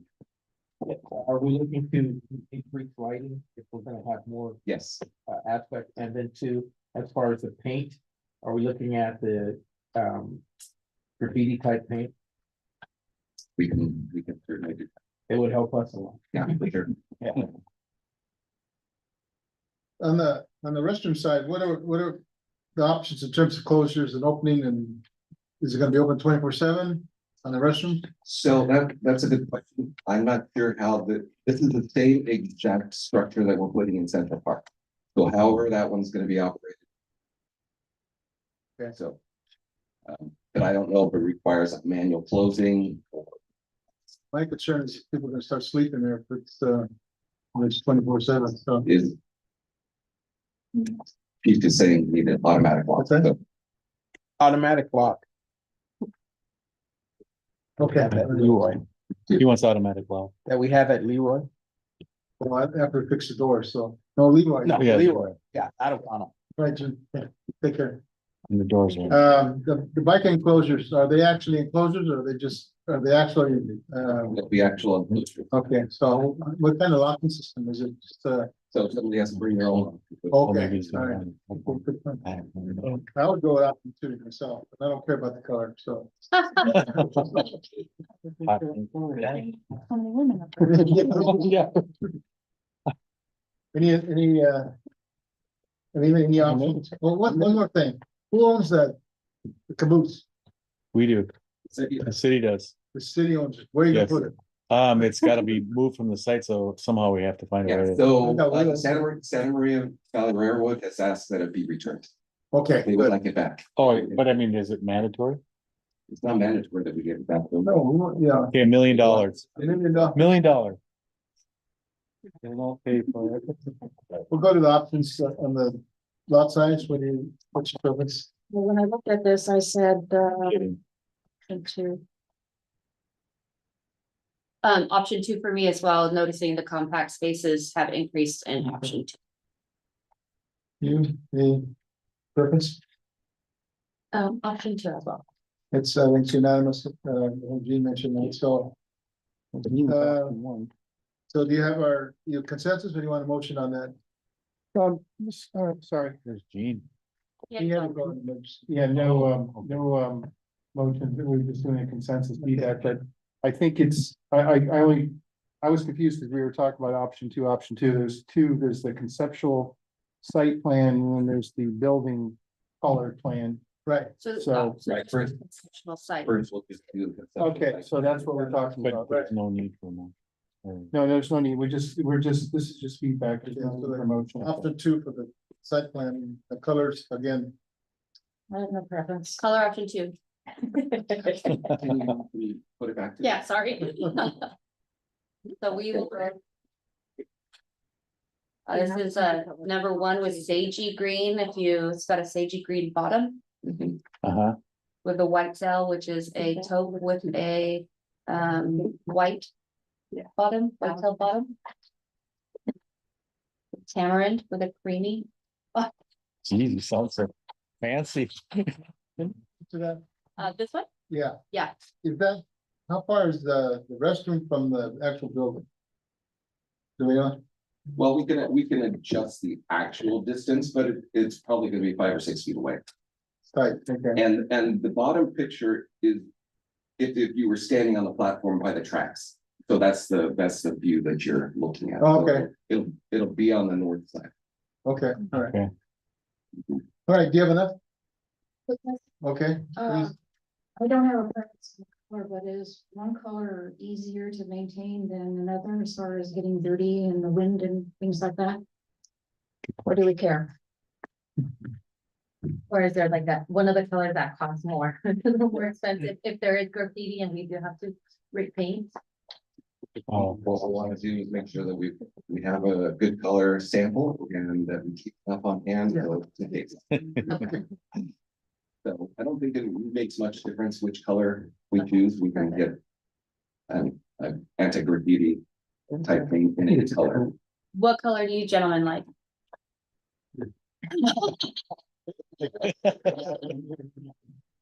But I do prefer the number 2. I think the anti-graffiti is a coat, that's put, it's Yeah. a clear coat, so it doesn't matter about the Like a color. gloss. Yeah, It's a protector. It can be wiped out. okay, so like option 2 for the colors and option 2 for layout. Great, we will move forward with our design. We'll come back to when we go off bid. Okay, thank you for waiting, and thank you for your time. Thank you. Okay, That will be my greatest legacy for the city. There you go. All right, item 22, approval of city to apply for California Historic Rehabilitation Tax Credit for the World Theater renovation project. Mr. Tom Redberg.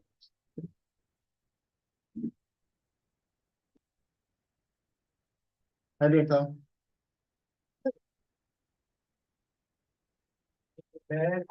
Council member, congratulations to the new one.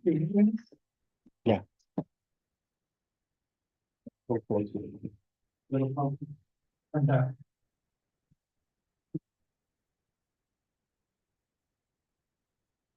so, you also got the handout. That outlines, this new program. These slides are pretty close to that handout. In the way that it. I just wanted you to see them visually, if you ever talk about it, but you'll have the handout to be able to look at. Next slide, please. So this program is funded through this California State Park, and they have a division called the operation, sorry. The what am I forgetting it? Office of Historic Preservation. I didn't know that because that's where this that's where we get our historic designation from the state. So I just wanted to give a shout out to State Senator Monique Lamont. When this bill first came in front of the Senate, she voted yes to it. So we now have a yes from Senator Lamont that will give us an opportunity to have some funds for the Royal Theatre. This is the first year, if you can change this slide, please. This is the first year that the state is offering historic rehabilitation tax credits. The feds have been doing this for a very long time, historic tax credits. This is the first time that the state has joined in the process. It's a brand new program. It's competitive. In this case, it's a first come, first serve. I'll give you some dates a little later. But what that means is on a certain date at a certain time, it's open. You get your application in, they'll serve you first. If you come in third of that application, you'll be third in line. So first come, first serve until the money goes away. And please feel free to stop me at any time. Next slide. So the first thing to know is the city is eligible. The Royal Theatre is eligible. So again, first come, first serve. We get it in at the right time, we'll get the money. Eligibility requires that the program be listed on the California Historic Register, which we are. So that's basically the only thing we need to do to be eligible. The total amount of funds available is 50 million that was allocated this year. By the way, this is a continuation program. So every year there'll be a new allocation, a new application.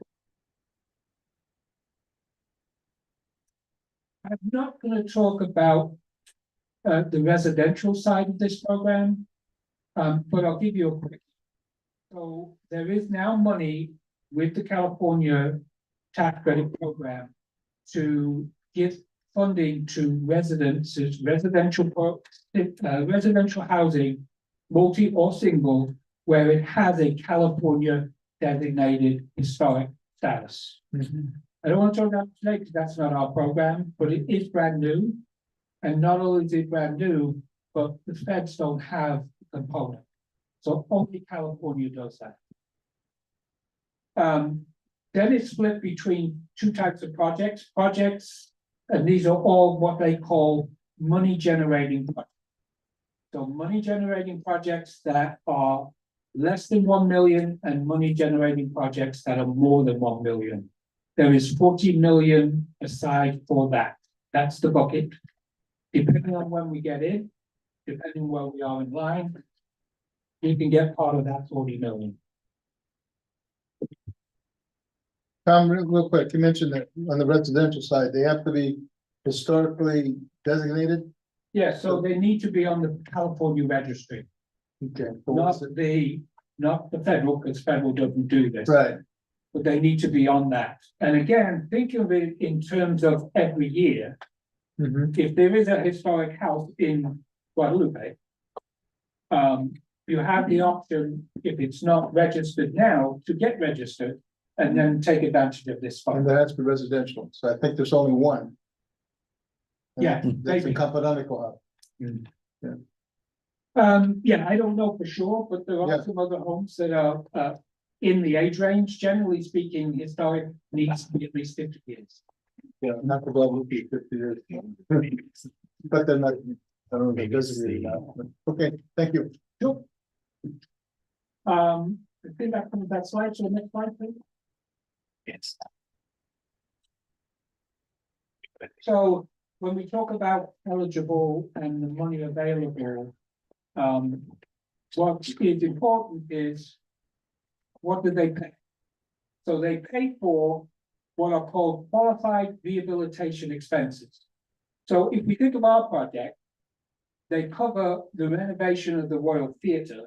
They do not cover the new construction. So it's down to the Royal Theatre renovation. The available funds. So there are some fees that you have to pay, so it's not an absolute number until you actually finish. But it's 20%. Now, I looked at some of our records. We presently determined that there is 4.5 million in renovations of the Royal Theatre in itself. 20% of that is actually 900,000. Some money will be taken off for different fees. So somewhere around 900,000 should be available for the Royal Theatre to put in our bucket of money available. It does cover some soft costs as well as construction. So there are some soft, like Andrew Goodwin designs costs would be included. Potentially mine, definitely the construction management team would be in there too. So there are some, and that 4.5 million into that number. Next slide. Yeah. So it's based on the cost estimate. So this is done in two ways. To get going, we use the cost estimate, the construction cost estimate, to determine the amount that we put in the application. We are required, when the construction is complete, to have an actual certified number. And that's the final number that we will be able to use to finish to say the project in. We have to have that second one to say, this is the final. If we were given X amount and the certified is more, we will get additional funds. We want to make sure that we don't owe them anything.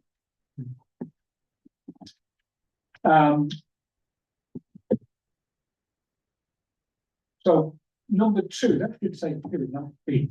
I think I changed it. Sorry about that. Yeah, we're following. It's all good. Good. Just noticed that. Didn't catch it, sorry. Yeah, next slide. So that, just so you know, there is two processes to determine how much.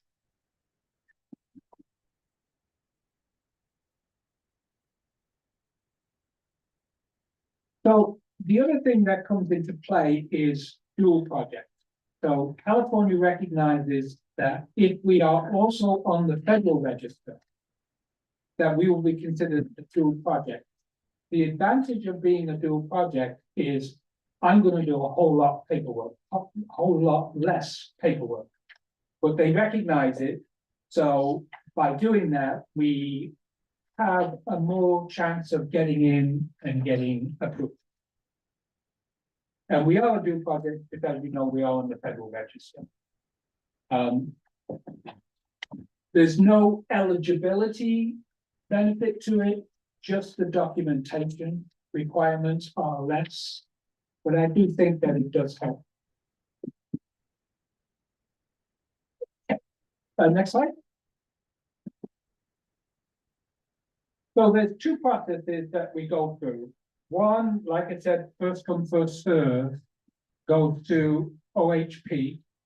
They look at the application from the standpoint of, they designed the application, they're in charge of the state's historic tax credit.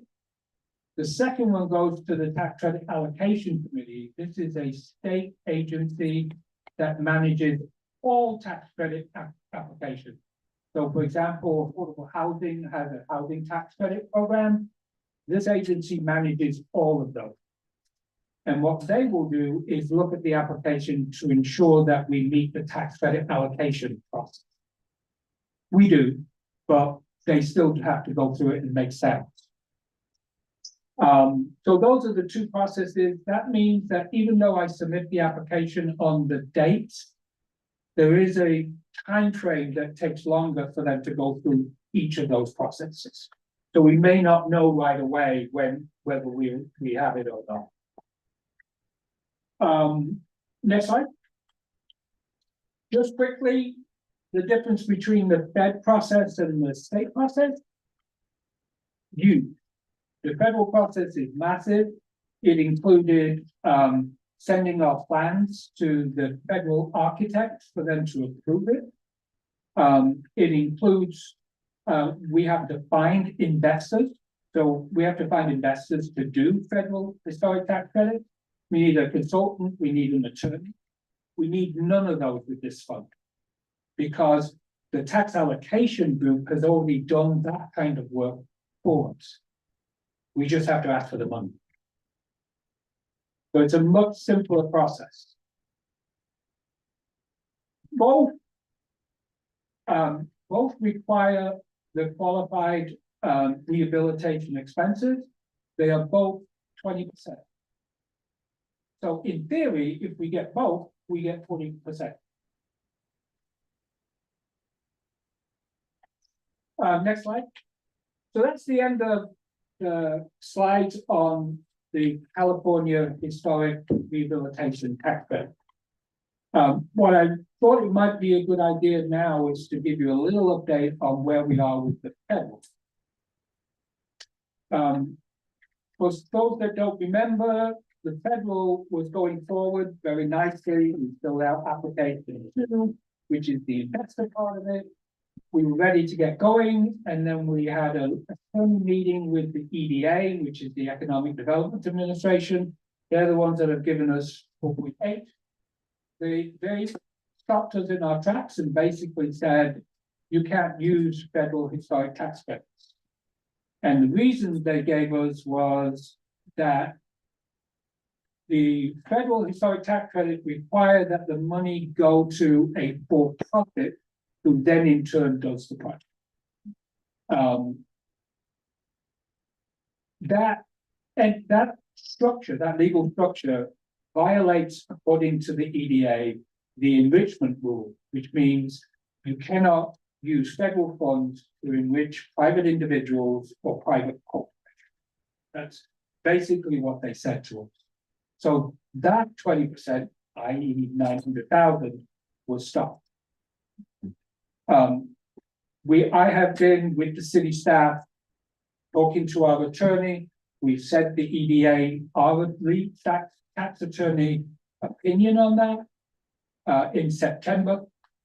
The EDA attorney indicated to us that they would give us a response. The first time they said that was before Thanksgiving. I have asked them multiple times in emails. They've never responded with anything to tell us whether our opinion that pushed back on their opinion was something that they said they would respond to it and say A and nay, and they would give us an answer. They've not given us an answer. Oh, sorry. So at this point, I continue to push them to give us an answer.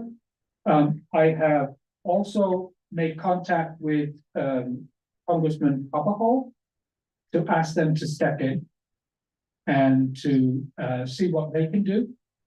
Copperhole's office has said they will.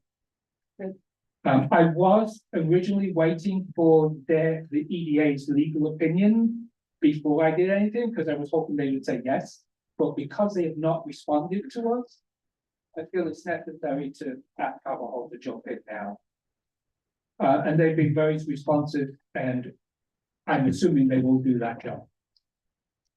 And I will obviously take the council as that goes along.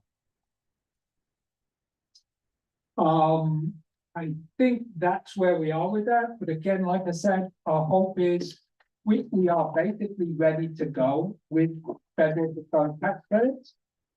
Ready to find investors. This project is for investors, so we do not see any issue with finding investors to do this project. The fund, based on the legal structure, would go through the city's nonprofit. The city's nonprofit would hire that, would have that LLC that they would create to accept the money. And then that would be funding directly to the theatre. So it's just one option to have a different. And I think I have one more slide left.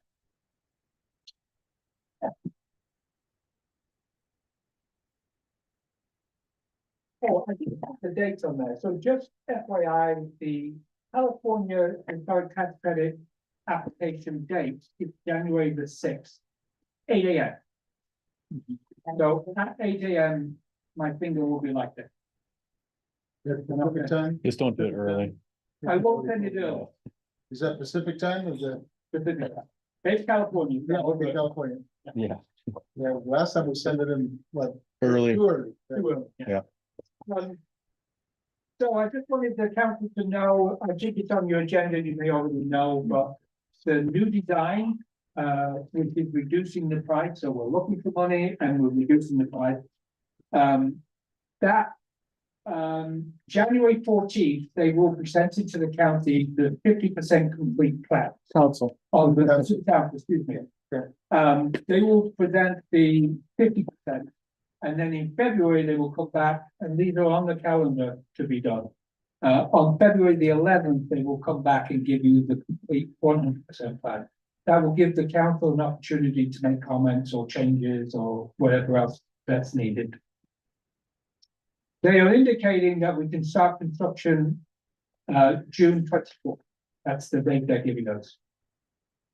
That only gives us a year and a half to meet the EDA's deadline of March 27. However, because we don't have a 3-story building and we're now looking at a 1-story.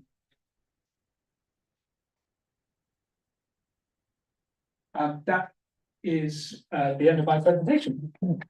Are there any questions? Question. On the resolution, and you talked about, an application fee of 6,000 and a processing fee of 1,000. Oh, I'm sorry, yeah. So we do, for the application purpose, we do need council resolution approval. First of all, we need a signature, so Ariston, for example, the mayor to sign as the owner of the property.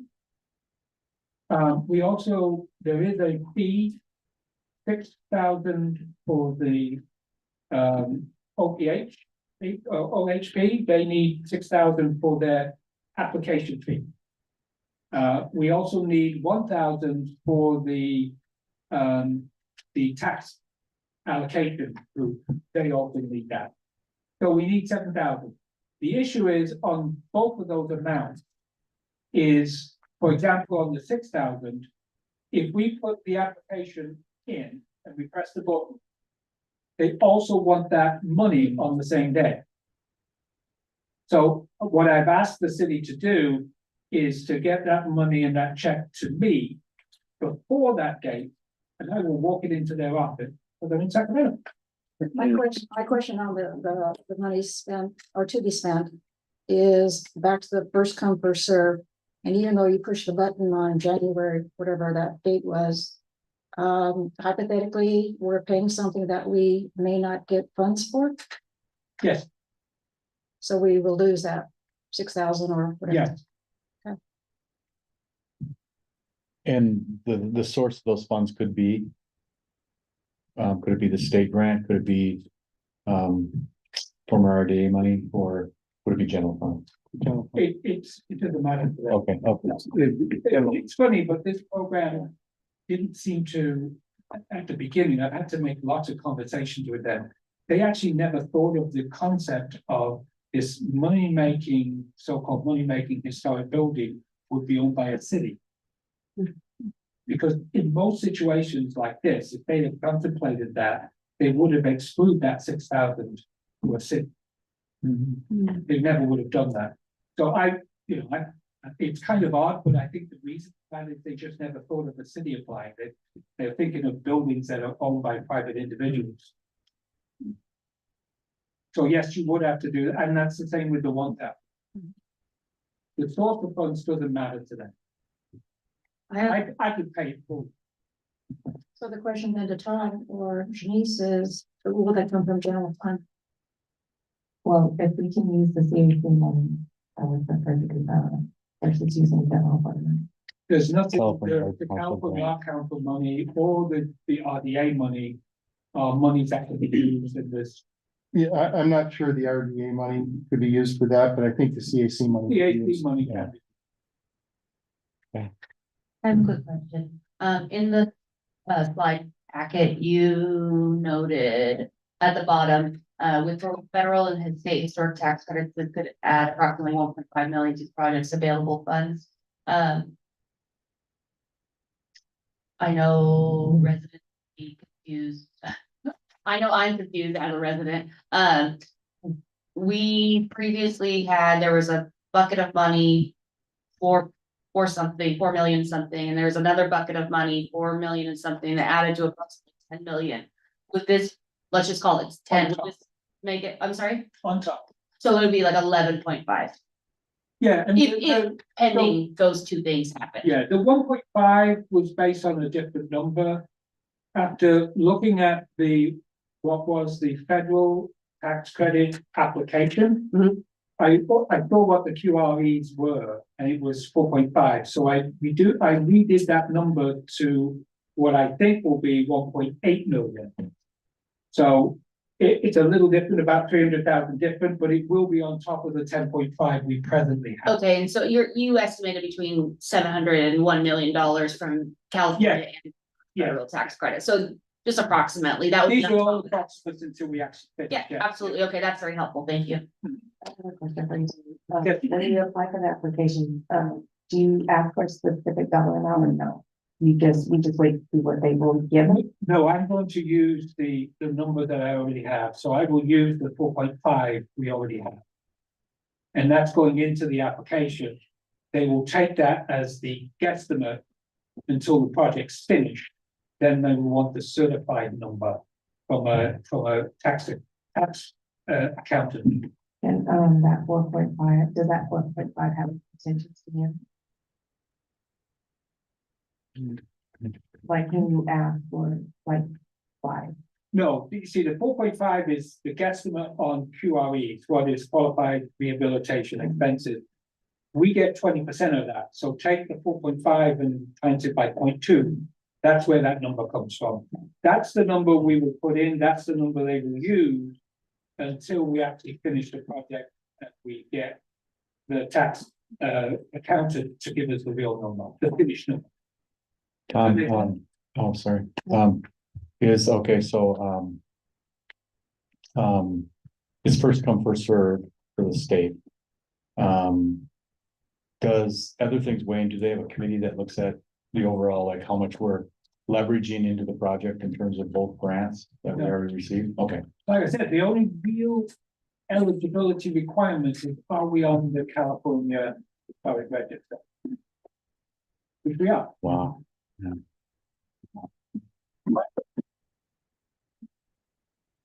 How long will it take you to submit that? Well, it has to be submitted, it has to be submitted January the 6th, 8 o'clock. Okay. The application is actually ready. I've You just already have to done it. submit it. Yeah. Yes. My question. Yeah, I've already done it. Submit you, Pages. it's ready.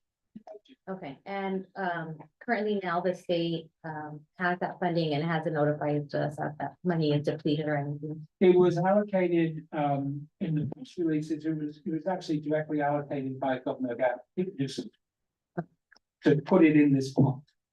Now, every year, it will be of the state budget. So each year they will allocate, they could allocate less, they could double it. It's really just down to the state legislation in their budget. Do they ever notify when you're applying for this, like money is depleted, don't apply, $6,000? No, because ultimately at 8 o'clock, we may be the only one that's applying.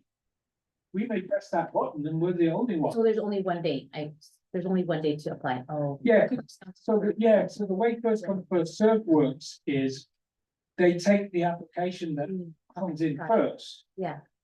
And then they create a list and they go down that list. Yeah, money's You're, if you're eligible, how much do you want? 5? Okay, 5 from 40, this is how much is left, and they go down. You're not eligible, put you aside, or you've given me an incomplete application, so I'm not gonna put you first, or second or third, I'm gonna take you out till you give me a complete one. That's how that first come, first served works. It's very different from our normal process. And what's the overall bucket amount? You have a good alarm clock? 40. I looked at that before, it's past 6:30. No, we'll go. It's exciting. Any, further question from staff, from council? Okay, we have, So, yeah, request to adopt resolution 2024-79. Is there a motion to that effect? I'll make a motion to approve resolution 2024-79. Is there a second? I'll second. Any discussion? Smith City Clerk, roll call, please. Put you to work. Councilmember Hernandez. Aye. Councilmember Hernandez. Aye. Councilmember Villegas. Aye.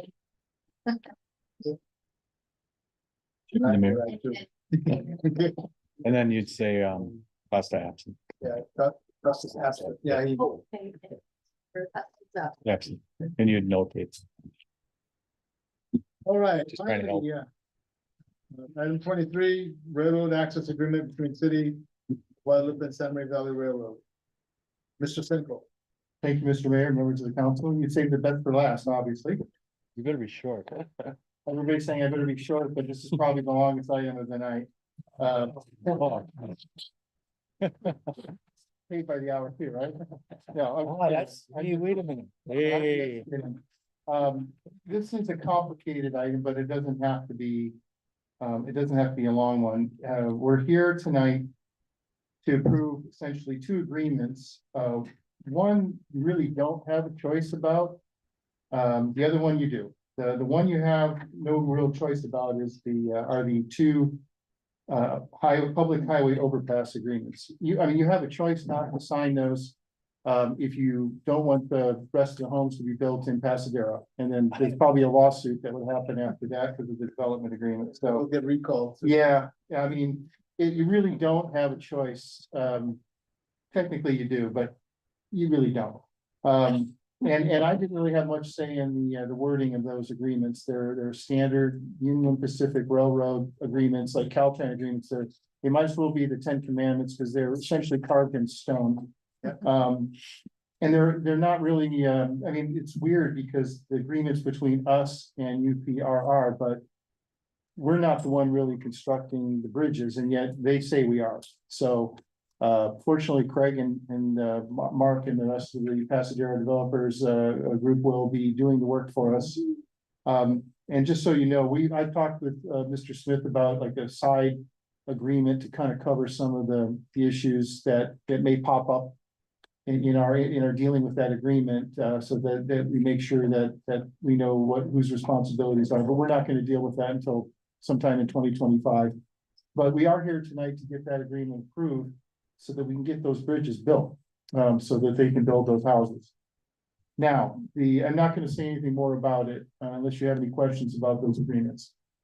We're really here to discuss the railroad access agreement.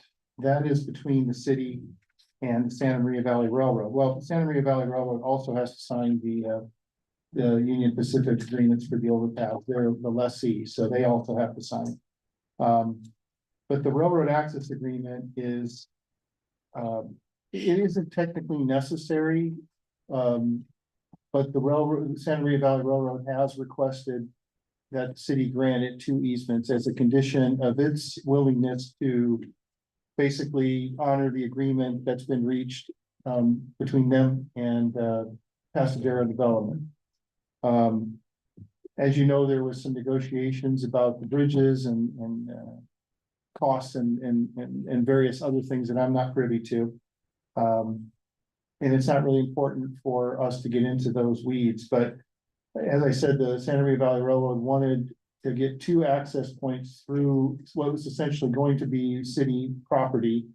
If it's not already, I think it would, would be given to us eventually, or actually, no, is it already our property right now, Craig, or is it going to be given to us from you? I don't think the section near the Arroyo Seco has been dedicated. Okay. You wouldn't take that on at this point. Okay. The other one has been. When you say dedicated, you mean irrevocably dedicated on the map or dedicated? We've already dedicated, you haven't accepted it. Okay, that's okay. So it has been irrevocably dedicated. We haven't accepted it. Before we can grant it, obviously, the easement will have to accept that. That was a detail that I hadn't thought of, but for the purposes of the agreement before you, we're not asking you to grant those easements tonight. This agreement is basically saying that in the future, when appropriate, the city council will grant the easements that are necessary to give the road access. The agreement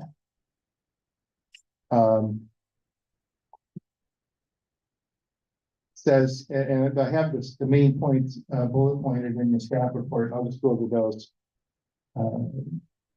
I mentioned the first one right now. The city will grant 2 non-exclusive easements after the full execution of the public highway overpass agreements. And we're asking that you approve the signing of those tonight, so that Santa Maria Valley Railroad will also sign those and then send those up to UPR to sign, and then that will be done. But the other condition is that all the required permits for the construction of the Obispo Street overpass have been issued.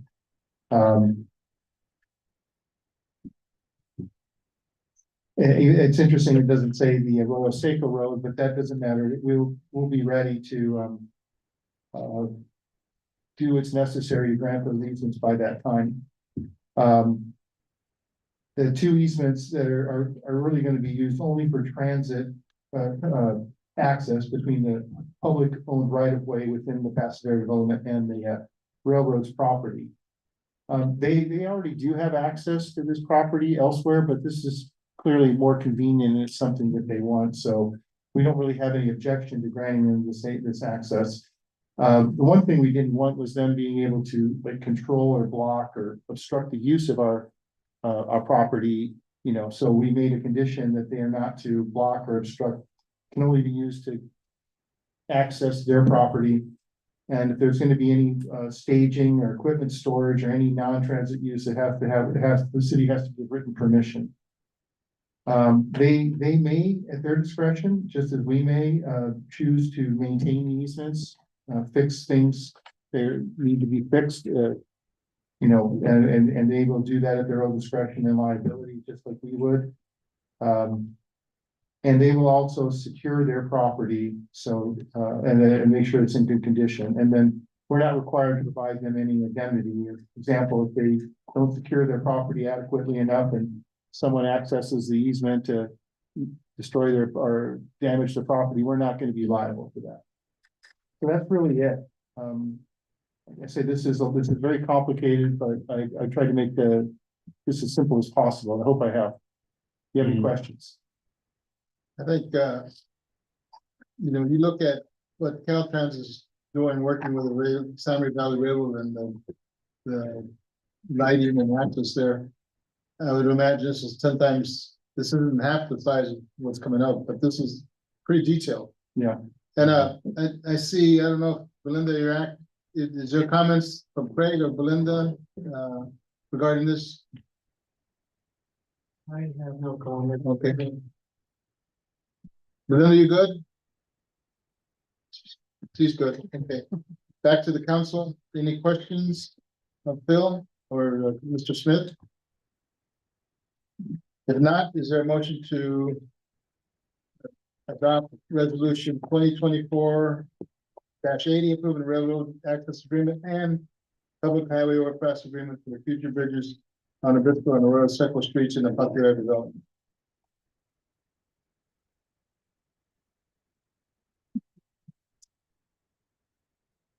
I'll make a motion to what the mayor said. Okay, Is there a second? I'll second. Okay, there's a motion second. Any discussion? We'll have roll call, please. Councilmember Constant is. Councilmember Hernandez. Aye. Councilmember Fernandez. Aye. Aye. And Mayor Jolie. Aye, the resolution passes. Thank you, Phil. Thank you, Craig. Thank you. Belinda. Sorry for the wait. Thanks a lot. Thank you. Bridge is up tomorrow, right? Out there waiting. I know, for a while. Okay, future agenda items. Anybody want to add anything?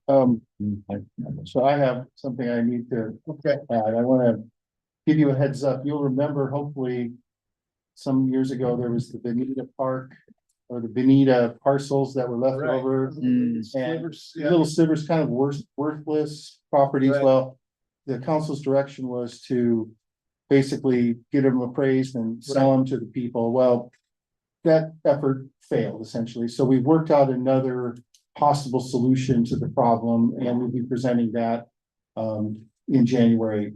Is there monetary issues with that, or is there? Well, basically what it'll involve is basically having them reimburse us for the costs we've incurred to date and then give the property away. And you don't have to, obviously you can't make a decision on it, can't discuss it, but that will be the item. And if you don't like the deal that staff is reached, you can direct otherwise, but that will be on there too, because I did promise the person who owns one of the parcels that we would get it on that meeting. I don't know if you're familiar with that. I'm not. Okay, Yeah, well, we will, the staff report will be very comprehensive. Great. Yeah. yeah, it's right next to Main Street Market. Yeah. And there's a little sliver, yeah. Pioneer and Hernandez. I'll have to. No, yeah. Sliver of land. Oh, I'm sorry, we were trying to figure out how to list it on the future. Yeah, that's gonna be on the agenda January 14th. Benita Park parcels. items. Yes, well, I mean, I can check with her if the 14th gets really full and it's not possible. I did a couple months ago, promised her I would get it on for the 14th because it was sort of promised that it would come sooner and we couldn't get to it. See, Jeff Van den Dyke is also working on this with me. And he and I are the ones that have kind of, come up with this potential resolution that requires your approval. So yeah, we're looking at it on the 14th. The reason you asked that, other than just the length of the agenda? Okay, just good. I just want to make sure. I hate to add to the length of the agenda, but the planning director and I talked about, I think a few years back, he had presented to the council what planners do and what planning is and talk about CEQA, so you have an understanding, being there's a new council, just to do a small slide presentation on that, if I can add that That'll be in. in April then. January 14th. How about the 28th? All right, announcements, Well, council activity, reports, let's start on my right side. I don't have much to report. I attended the Parade of Lights in San Maria, and I'm looking forward to the Christmas parade in television. People are hard work and everything. What about APCD? Oh. Did you go to sleep on it or? No, it's close at the- Oh, you can't tell me that, okay? You can tell me. She attended the APCD, she's the alternate for the air push building. You need anything? Also with, staff and everyone else about it, kind of say. Thank you. Same. Ditto. And just we had the food bank. This past Thursday. We had 192 returning families and 91 new families, with a total of 283 families served that day. It was very busy. Yes. Sorry, everybody probably went to sleep after that, so. Have a Merry Christmas and a safe New Year.